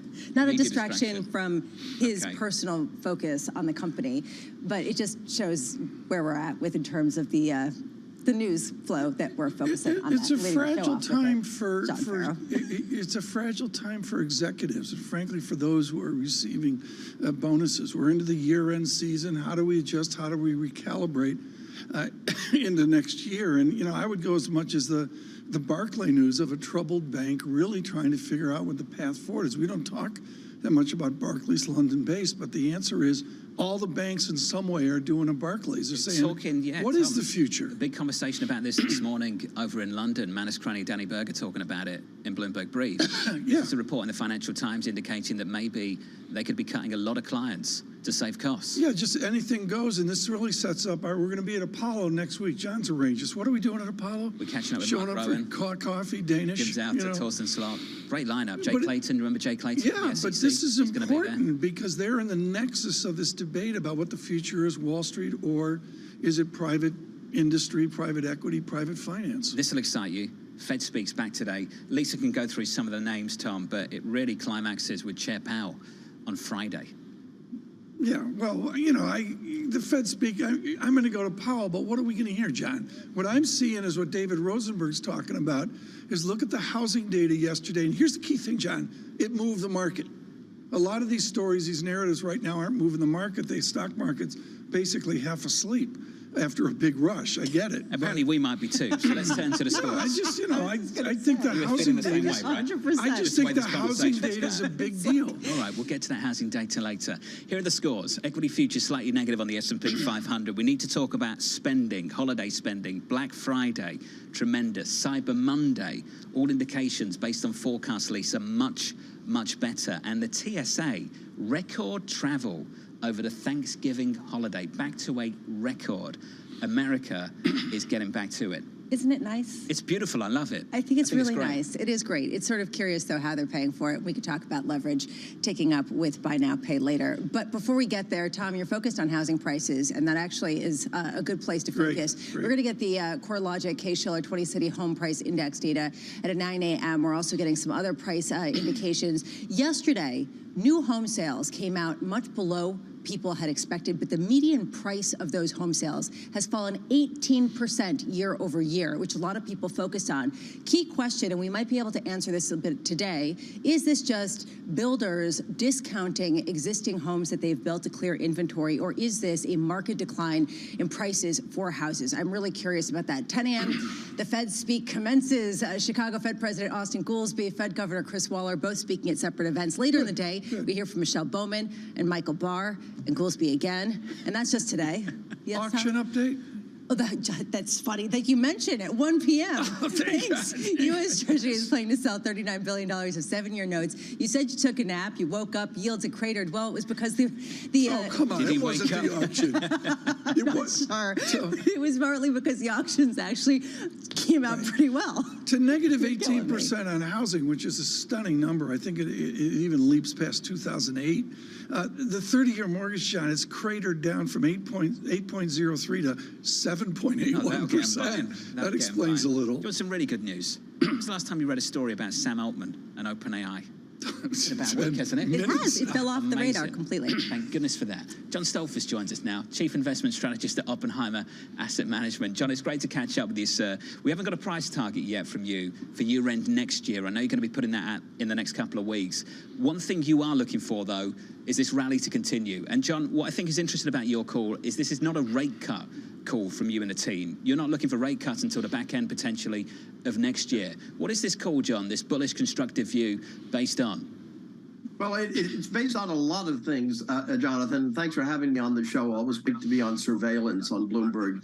The big story here really is it's technology is really changing the way we live. We all know that, but we get kind of jaded about it. But the whole concept of the investment that's going into AI, the efficiencies that already AI as it exists create for profitability for companies, even in tough times, and the changes it can make for both that are positive for both the consumer and business, as well as the questions, as to what's negative about it, all overall says stock prices to move higher as technology feeds all 11 sectors or all the other 10 sectors or all the other 9, because 2 are predominantly tech, communication services, and infotech.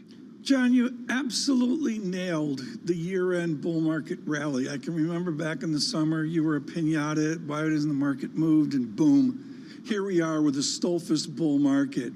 Is it a bull market? And will all that cash, in your study of history, will a part of all that cash buildup we have, will that move into stocks?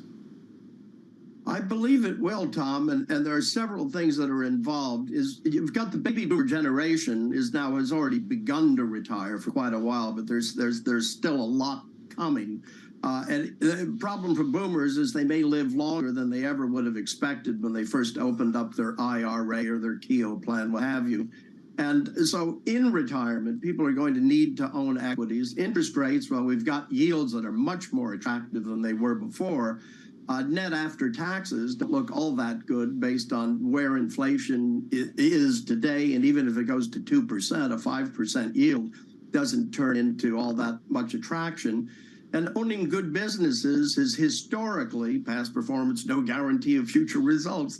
But owning good businesses that are well managed tends to be a good way to invest for the intermediate to long term. So we think that's good for equities. This looks like the best opportunity here, not at this moment necessarily, but generally speaking, at this period in time on the timeline, this looks like a great time for investors in equities, and a good time when all of a sudden bond issuers have to pay for the privilege of borrowing money so you can diversify. John, it strikes me that this doesn't sound like a late cycle market. Do you think that we're actually mid-cycle? I think, gosh, you just hit it. I was just going to say, I think the mid-cycle is as wide as the Amazon. No reference to the company by that name, but the river, the Amazon. And we've thought that since Ben Bernanke got changed the way the Fed operates. It causes the end cycle has been very distorted by the changes that the Fed has made in communication and transparency and in sensitivity to how its mandate affects the economy, both the consumer and business. And we think it's a very positive change. The imperative is that the personality of the Fed chair be attuned to the Bernanke legacy, and we think Powell is attuned to it. I was struck by the sort of mid-cycle call because you like cyclicals and you like financials at a time where we see them looking at ways to cut costs. Why are you bullish on financials given everything that we've seen and capital markets being as slow as they are? Well, I think that the looking at costs, I think that's a positive thing. We saw when technology looked at costs, we saw one of the biggest technology names go from down 70% to all of a sudden a huge rally. And we think that related to banks may not do that, but related to banks, right, they are in a good position to fund what's coming forward. John, as the world awaits your 2024 bull market call, what is the attribute that's the greatest mystery? Is it some CFA ratio, say enterprise value to EBITDA? Is it something the Fed's doing? What's the thing that determines whether you're going to be at 6,000 or 5,800? I think a lot of it has to do, Tom, ironically, the markets are very much like music. They are a combination of mathematics and emotion. If you look at a piece of sheet music, it's highly mathematical. But what brings it to life is the interpretation by the musician. And I think we have to watch, beware of darkness, the projection of, on any given day, anything that looks negative, the bear camp can take and project negatively into the future to the nth degree. And we have to watch for that because markets have good days and bad days, but the overall trend looks like, because of the rate of innovation that we have and its positive effects on the consumer and business, we think that there's more upside than downside. So we'd say beware of darkness. So we quote, I think, George Harrison. Lisa feels seen. I John do. Stolfus, 100%. Oppenheimer Asset Management. Just had you at the corner of my eye, Bramo, just feeling quite seen as he goes through that. Beware of darkness. I feel going like into he's seeing 2024. into my soul. Well, no, I mean, it's sort of, the fact that he's saying, look, it's not going to be a straight line up. It's going to be choppy. There are going to be moments of angst. There are going to be moments There always are. Yes, it's true. Hey, John, thank you. Let's catch up before year end when we finally get that price target. I imagine that price target, Tom, is higher than where we are right now. I think I did okay. I tried to get in 6,000 so he'd comment, but he wouldn't Look, Binky's at 5,100 over at Deutsche Bank. Sounds like John's going to be in that kind of range, right? Absolutely. Going This into goes next back year. to Gina Martin Adams, Bikram Chadha, John Stolfus. You can't participate in the American investment and economic experience unless you play. And if you're on the sidelines, whether it's 5% cash or whatever, you don't get to play. That's their core thesis. And then you miss big days. You miss massive months, like the month of November. Got some constructive news for you late yesterday. Allow me to get you up to speed on that, on Israel. Israel and Hamas have extended their truce late yesterday after agreeing a release of more hostages and prisoners. And Washington, development there as well. Secretary Blinken visiting Israel for the third time since the attack, Tom, back on October 7th. It's the ballet. I've been watching it carefully. What's interesting is there's so much coverage. I don't read the articles, but I just gaze the headlines and the tone. And it's a very constructive tone. And my answer, Lisa, is what we talked about yesterday, where they're really qualified guests, Aaron David Miller particularly. How does the military of Israel respond to this blanket hostage coverage? I just don't know. We don't know. It's right? original. I mean, everyone's resetting, and that's sort of a question of resetting for what? We'll reset that conversation coming up next with Norman Rule. Look out for that. A little bit later this morning, 7:45 Eastern Time, former New York Fed President and Bloomberg opinion columnist Bill Dudley on the Fed Speak. The Fed Speak resumes a little bit later on. From New York City this morning, good morning.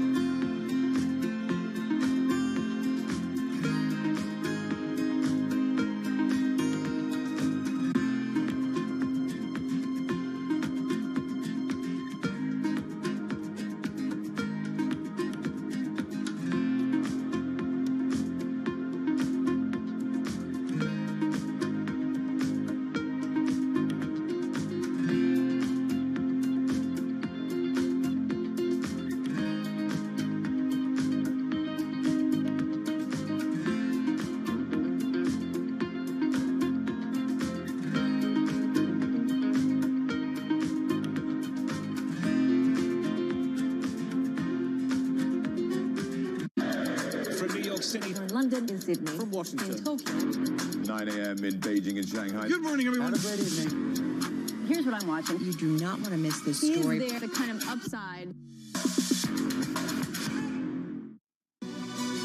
This is Bloomberg News Now.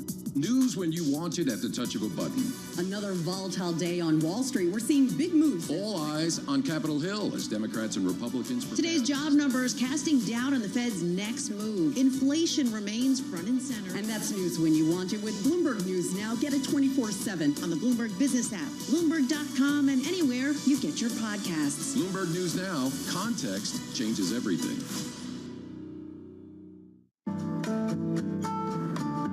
Or other authorities. Could face bigger challenges next. Fed was going to keep rating World Cup. This is a 3. As the economic picture. Covering the intersections of Hollywood, Silicon Valley, and beyond.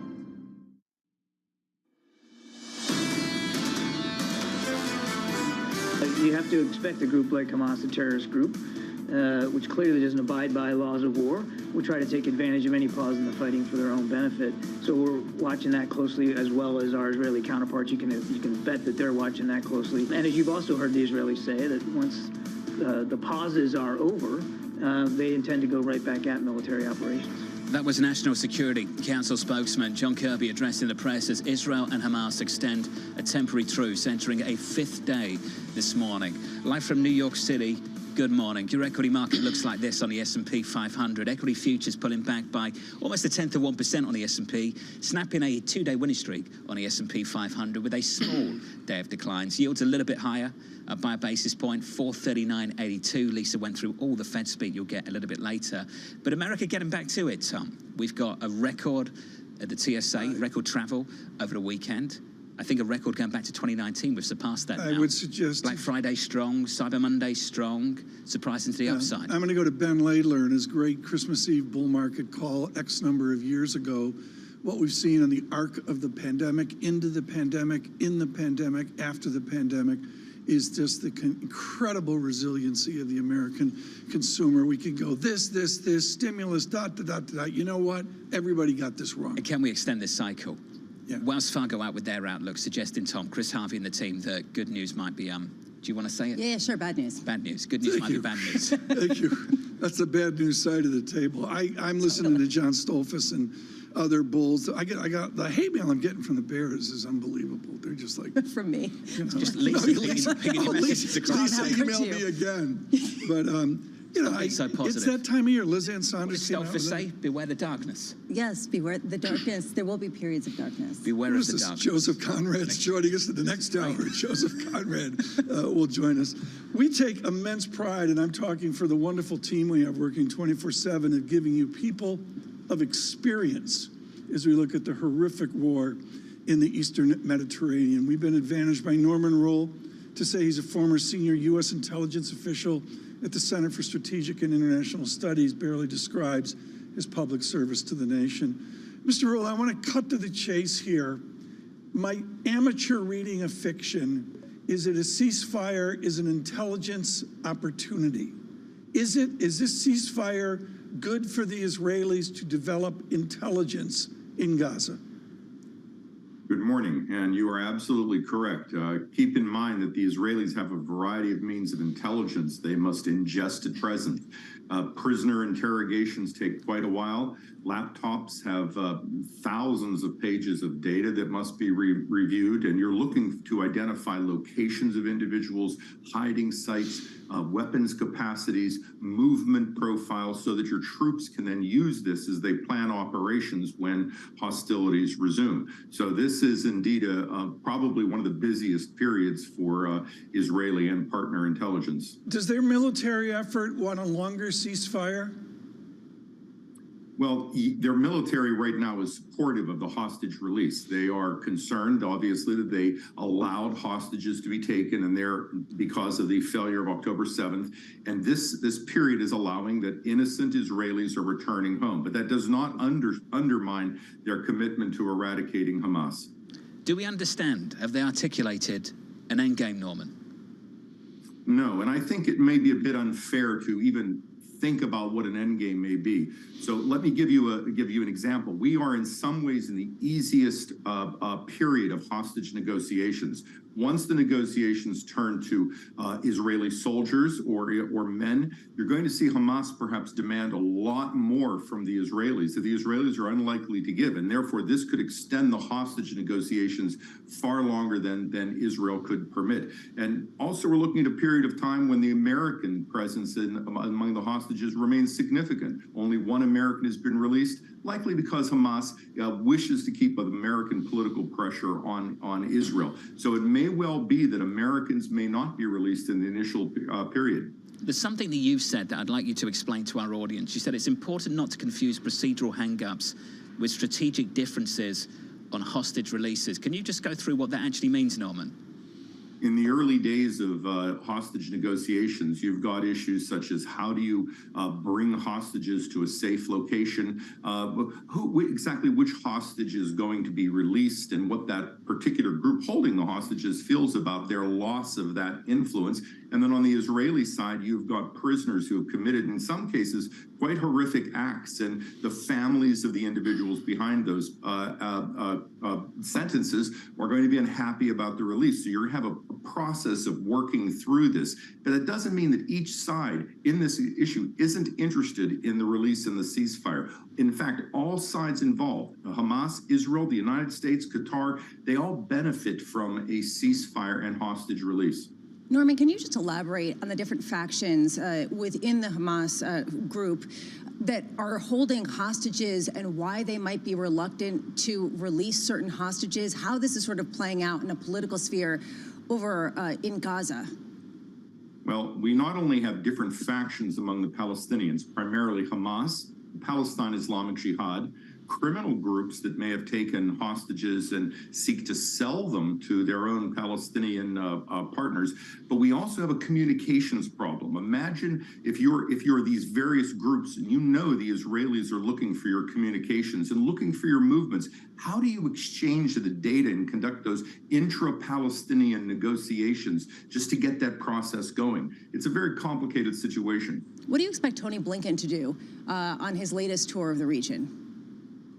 Well, is going to push for some sort of continued pressure on Hamas to release not only hostages, but to think about how they would consider a day after event. There's been very little actual crystallization of what day after means. You may have anything from an international police presence to Hamas thinking it can still survive with because it will retain hostages for a period of time. And these talks are ongoing among all the various partners. And perhaps most important here are going to be the Saudis, because they're leading such a large portion of the Islamic world. In Israel, it's really to make sure that he has a sense of where the coalition is in terms of resumption of hostilities and how Netanyahu is handling the various hostage debates within his own government. Norman Rule, Aaron David Miller with us yesterday was just brilliant on how this is not 1967. If that is true, and if there's not going to be a Camp David visit, a Camp David Accord, whatever our memory is of normal diplomatic ties, what do you presume will be the administration's approach to finding some kind of accord? Where are we a year from now, 2 years from now?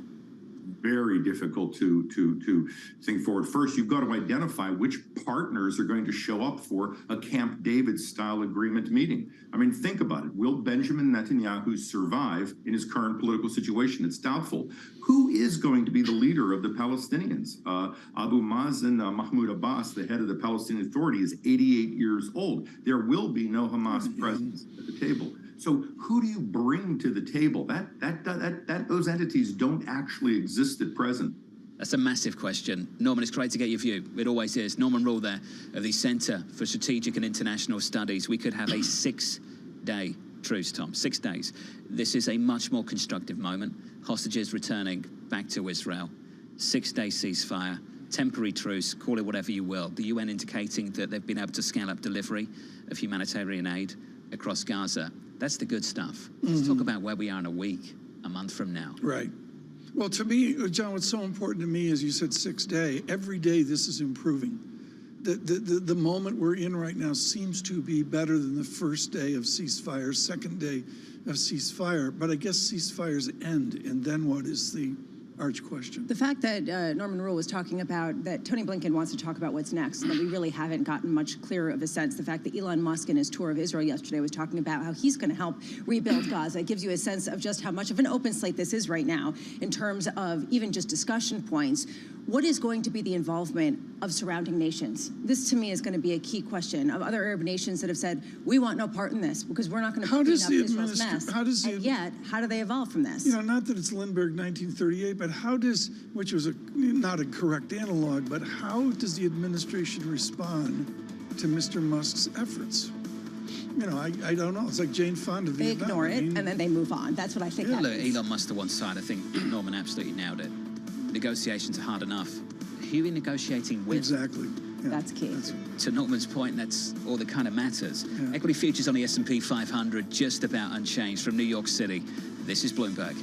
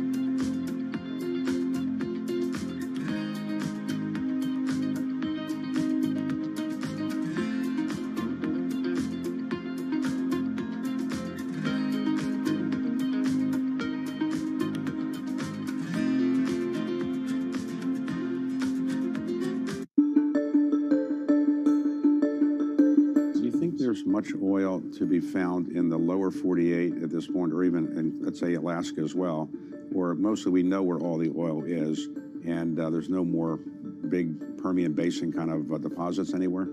People have said that over time, and then we've always been surprised.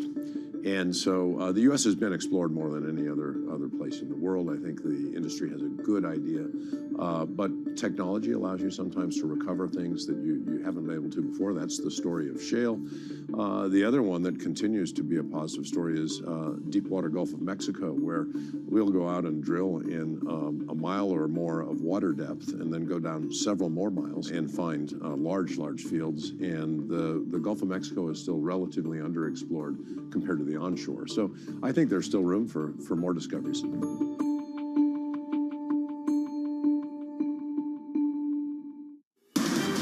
the world of politics to the world of business, every weekday at 5 p.m. Eastern Time, hosts Anne-Marie Hordern and Joe Matthew alongside Kaylee Lines deliver news, insight, and analysis live from Bloomberg's Washington headquarters. Get the latest from and about politics' biggest power players at the end of every trading day.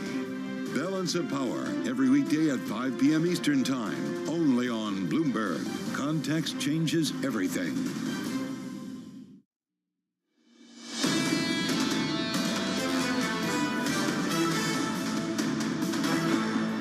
Equities on the S&P 500 shaping up as follows. Slightly negative on the S&P, same as yesterday, snapping that two-day winning streak.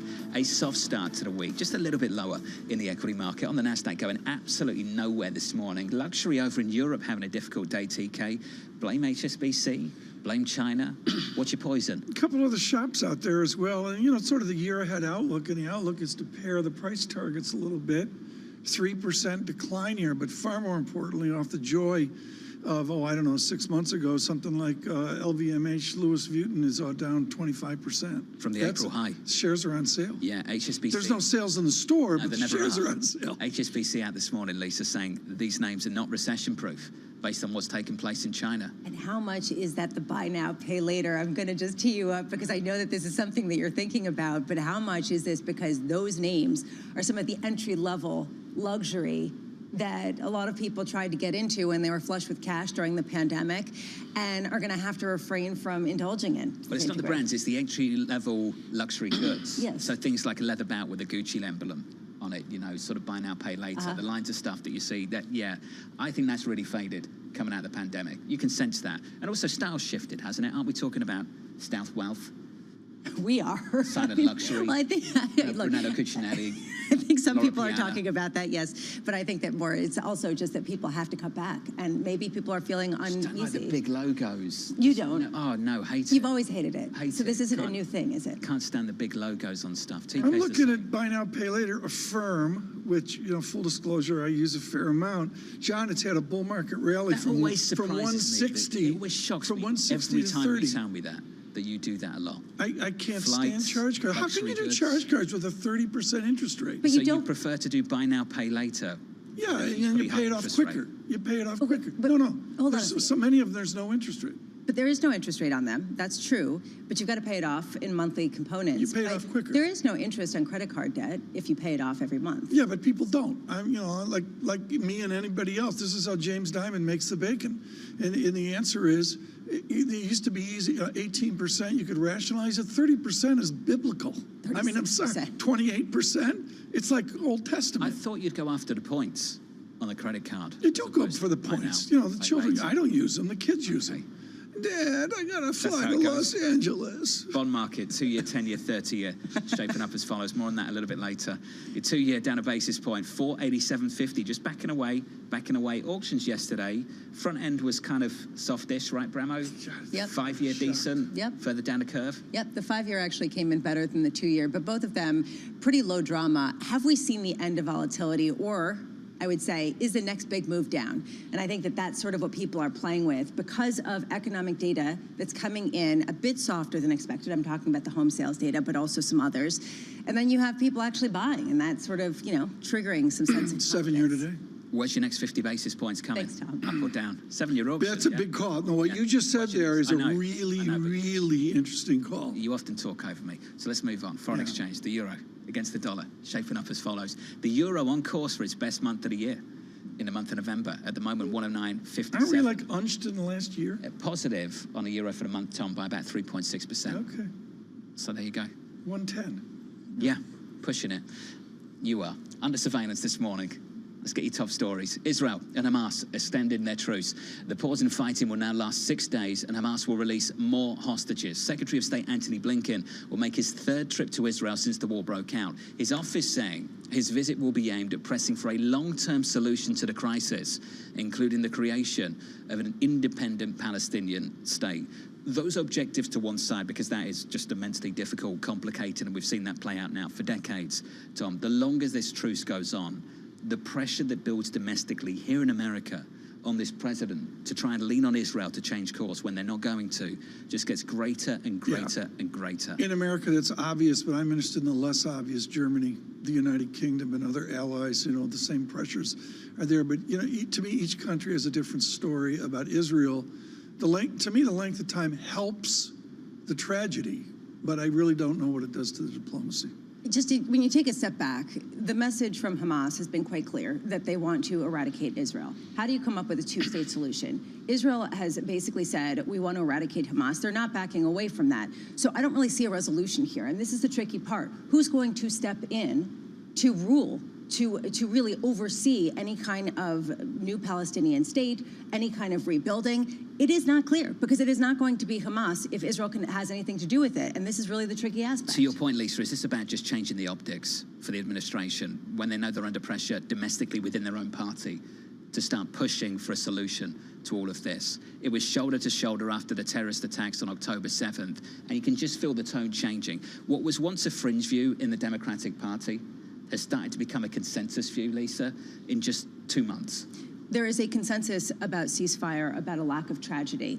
And how does he deal with the fact that people are calling on him to mitigate and to really dramatically reduce civilian casualties, civilian deaths, people dying, and the tragedy that we've seen unfold in Gaza? It's unclear to me how they're going to proceed forward, and if this is going to be a cosmetic or optical kind of gap that starts to grow between Israel and the U.S., or whether that's actually going to result in conditions on aid and things like that. More on this story a little bit later. Let's turn to this one. Former President Jimmy Carter expected to travel to Atlanta to attend the memorial service for his wife, Rosalind Carter.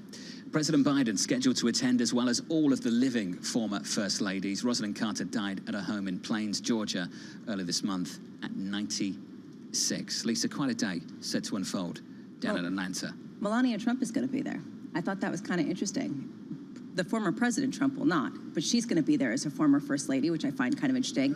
Will also be pretty wonderful to see Jimmy Carter, 99 years old, has been in hospice, also being there. And very fragile. Linked together will always be Mrs. Carter and Mrs. Ford, Betty Ford. And they took it on from Nancy Reagan, who was different, was more assertive, but I would give the credit to Carter and Ford. They redefined what a First Lady is, John, in America. I think Lisa nailed this in the past couple of weeks, Tom. What a phenomenal love story. Jimmy Carter in hospice care since February. Lisa making the effort to be there and attend this funeral a little bit later. They were married for almost 80 years. 77 years they were together. To me, that is just an epic love story that started when she was born and he was 3 years old. And that really gives you a sense of that connection. Whatever your politics, this was an inner humility of President Carter. And it came out of him being at Annapolis and being sort of quiet and Southern. And also many would credit him to be our smartest modern president. Bill Clinton probably would disagree with that, but Clinton and Carter certainly had some academic chops. Bill Clinton's opinion of himself? No. Bill Clinton is razor sharp, whip smart, and so is President Carter in his own way. But they redefined an era, and remember, they had to fight us through the dismal 70s. It was called the dismal 70s. It was a tough time. It was a tough time. We can talk more about it a little bit later. Let's finish on something far more commercial. No spending slowed down for the US shopper after online sales on Black Friday broke records. Adobe predicting Americans spent as much as $12.4 billion on Cyber Monday, a lift from its initial forecast. The record Black Friday numbers played a part in Adobe boosting the outlook, as did the popularity of, drumroll Tom Keene, buy now, pay later options. There it was, and the good news is I got just under 12.4 billion emails telling me something was on sale. Was your phone like just mental? 5 a day from the Gap. Yeah, exactly. And the sales just get greater as the day progresses. So I'm like, I'll just wait a little bit longer. Apparently it goes from 60% to 80% off. Do you message them back? Deal with your back-end channel and how it gets delivered. Bramo, it took me a long time to figure this out. And forgive me, it took me a long, long time to figure this out. I didn't realize you could go to the bottom of the email. Unsubscribe. That's a rule. In this small yes, I do it all the time. It took me years to figure this out. So I just sort of sit there and just... I'll sit there with a beverage and do 10 unsubscribes just to get rid of them. Don't want the emails, and then come back.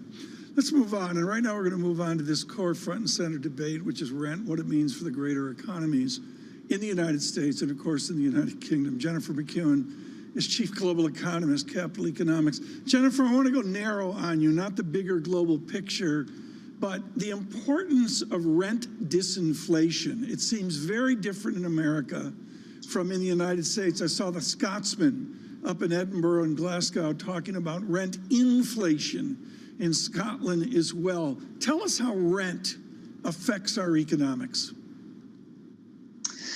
Well, rents are obviously a major part of expenditure for a lot of people. So they're affecting spending power, the amount that people have left to spend on discretionary items, and how they feel, how confident they'll feel.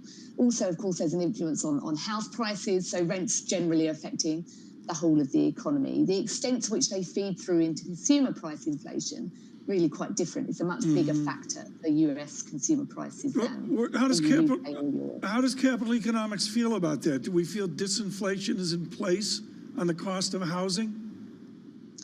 Yes, I think so. Certainly in the US, and newly agreed rental agreements suggest that there's going to be a further very sharp slowdown in rents. And I think probably we're going to see some rental disinflation in Europe as well. But as with other aspects of this sort of disinflation story, I think Europe's a bit behind, and it's likely to be the case that the slowdown is a longer time coming. Jennifer, what's your rate cutting forecast? It seems like everyone's trying to outdo themselves, and we're seeing 175 basis points of Fed rate cuts next year from, I believe, Deutsche Bank. We're looking at 100 basis points from the same team over from the ECB. Do you agree with those kinds of projections? Yeah, we do for the Fed. We think that the disinflation story is really entrenched now in the US. It's pretty clear that core inflation is going to come down further. I think we'll see probably more of that in the core PCE deflator later this week. The economy, of course, still very resilient, but there are clear evidence that the labour market is starting to loosen. Wage growth is coming down. We think that's all going to play into further falls in core inflation, even if the US economy remains relatively resilient. And we'd expect to see something like 150 basis points of cuts from the Fed next year. Are 150 basis points from the Federal Reserve of rate cuts next year consistent with the idea of a soft landing? Yes, yeah, I think it's very much consistent with that idea. That would still leave interest rates kind of not in accommodative territory. If we were in a recessionary situation, then it may well be that the Fed would cut by even more than that to try and get interest rates loose and to try and give some more stimulus to the economy. Instead, what we see it doing is just easing rates back towards more normal kinds of levels as the economy softens. Now, of course, as with all of these kind of soft landing type stories, there are downside risks. It's quite possible that either inflation is a bit stickier, rates have to stay higher, or that it comes down much further. But our view is that in this instance, it will be a relatively soft landing for the US economy. Can we just now the threshold for this Fed to cut interest rates, Jennifer? Standard Chartered, Eric Robertson, saying unemployment at 4.5%, core PCE at 3% should set the stage for rate cuts at the Federal Reserve. How do you see it? Yeah, I think it probably should do.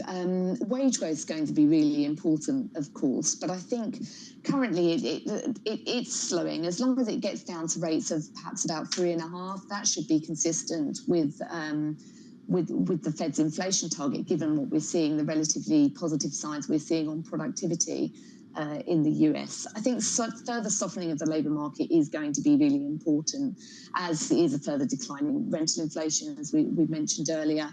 And if those things are in place, then I think that is a situation in which the Fed could cut, even assuming that the economy is continuing to grow. It's a conversation they refuse to entertain. Jennifer, thank you. Jennifer Micchiano, Capital Economics. I see that not changing anytime soon, including this week when we hear from Chairman Powell. Bramo, it's very frustrating for a lot of people, this soft landing talk, but let's go through it. What is the bet for next year? It's kind of like substandard growth, below potential, but not a recession. Unemployment climbs just a little bit, and inflation's on a convincing trajectory back towards target, and they can deliver rate cuts. Is that it? It's stealth transitory. It's basically the return, it's transitory delayed. The inflation is just on a de facto basis coming down after the distortions of the pandemic, and that's going to lead to low inflation but solid growth, and everyone can be happy. And they get to say we were right. Correct, and we did it. It was just transitory for longer. Mission accomplished. Right. We letting them get away with that. Let's see. Maybe they'll actually prove to be that's the case.